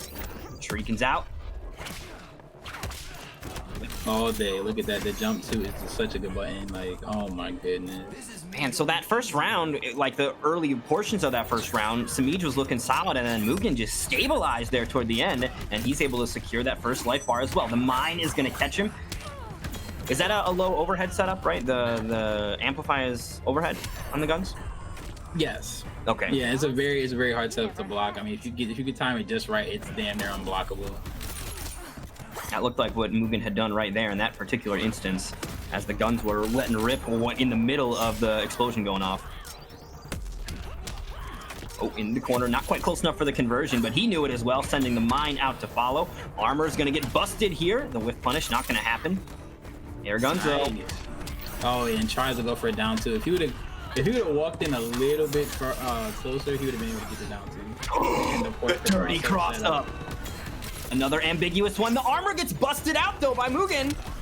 Dude, this is wild. No meter left from Mugen either. He's not going to be able to amplify anything to kind of chip through or set up this weird thing, but he's still going to get it with the grenade. Nicely done. We got another game 5. We are going to game 5. This is getting intense. Honestly, this might be my favorite set of the night. A great way to end things here as we move into game 5 between these two, and just both of these players refusing to give any ground easily. They are digging their heels in and looking to make their final stands here in game 5. And it's going to be either Mugen or Samiij who's going to advance into the winner's side of top 8, a very prestigious position to find yourself in, guaranteeing yourself 5th place or better. And meanwhile, you're going to send your opponent to the gulag to fight it out with the others that have fallen.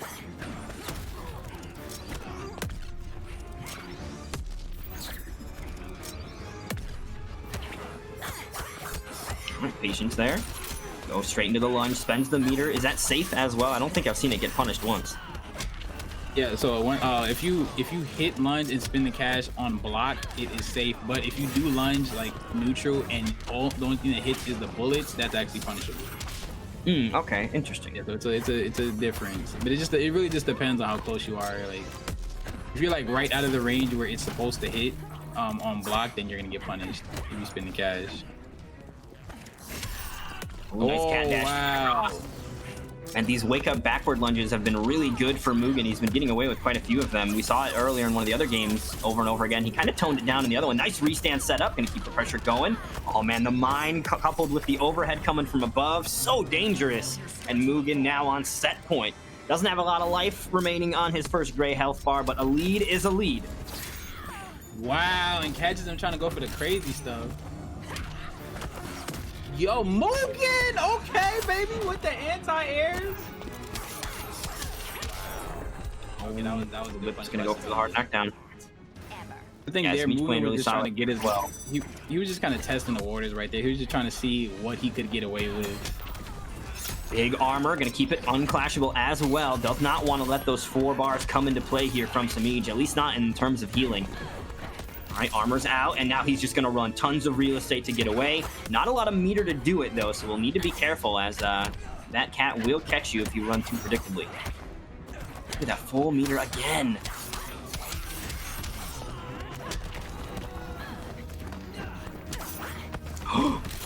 Close, runs away, breaks the armor as well. 2 bars remaining here on Samiij's side, which means the clash is going to be in his favor, either offensively or defensively.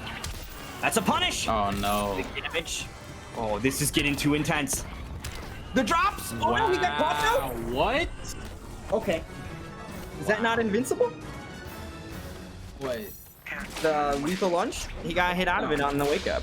No, it's not. It's never. It has. Oh, is it just the back one that has invincibility frames? No, neither of them. Neither of I mean, them they have some invincibility frames, but they're not fully invincible, so you can get stuff out of them. Both of them. All right. So that's why this matchup sucks. But good stuff to Samiij. He is going on to the top 8 on the winner's side of the console combat. Yeah, very well done. Online tournament. The old guard turning it up when it was absolutely necessary here and able to secure those spots. It looks like we do still have Tweedy and Samiij on the winner side of things. Just doing a quick review of the brackets. We also have Lord Noodles, who is going to be joining them, and Beakith6264 is going to be also one of the other players entering into the winner's side of top 8. That is going to do it for us tonight, but I can confirm that Underwater made it into the loser side of top 8 as well. We do still have some of these losers bracket matches to get out of the way, waiting on players to finish up their matches on the loser side. So the top 8 isn't fully confirmed, but our winner side is, and that is also going to conclude it for us here as well. Man, this was super fun. It's been a while since I've gotten to dip into some Injustice. Happy to have such a wonderful guide with me, such as Sensei, so that he could tell me all the questions and stuff that I may have forgotten in the interim. This was a blast. It definitely was, man. I want to thank CGL for always having me, man. You guys are awesome. Always awesome. Anytime I hit up Nips, I'm like, look, man, I am available if you need me, and he always extends the offers for me. So big shouts out to Nips, man. Definitely want to shout out my Twitter at Sensei_Global21. I have a podcast, the Enter the Dojo podcast. Your source for all things fighting related. I tackle FGC topics as well as combat sports, boxing, UFC, kickboxing, all that good stuff. And just blessed that a lot of you have been reaching out to me. PL reached out to me for my last event. Nips has reached out to me, tons of different people. So much love to everybody for supporting me on my journey as a caster, man. And of course, my brother Dream Eater, man, the floor is yours. Do you have any shout outs, anything you want to promote, man? The floor is yours, Yeah, my I've got brother. some cool stuff going on. I've got some interesting stuff going on. So, as I said earlier, I am more of an Xbox boy, and I am currently in the process of hosting Season 5 of the Nightmare series, which is a Xbox-oriented Mortal Kombat 11 tournament. As long as you got an Ethernet cable and an Xbox, you are more than welcome to enter. We are currently working on a $900 prize pool for the Xbox boys, and we're only in the first week. It can definitely continue to increase from there. So, like I said, if you've got an Xbox and an Ethernet cable, feel free to hop in and get signed up for that. The competition is absolutely fierce. We've got such legends as even Katana Prime recently stepping into the Xbox arena here. So really, really exciting matches, and I think it's a good time. So if you got an Xbox, like I said, get involved in that. It is really fun. Also, I want to give a shout out to Skate. He's the man behind the curtain here. I've worked with him tons of times, and while he doesn't get to say hello very often, say hi to everybody, he's a key part about all this working out. So I really want to give a shout out to Skate for being here to help out with this. And of course to Nips, I genuinely appreciate all the opportunities that he's given me. They also helped me out with the series that I run, and to be quite honest, if it wasn't for the opportunities that CGL gave me early on when I was getting started, I don't think I'd be anywhere near where I am now. So huge shout outs to CGL. And of course, CGL is not done with this Console Combat Online. We've got Injustice Top 8 happening tomorrow. Maybe Skate can tell me who will be on the mic for that.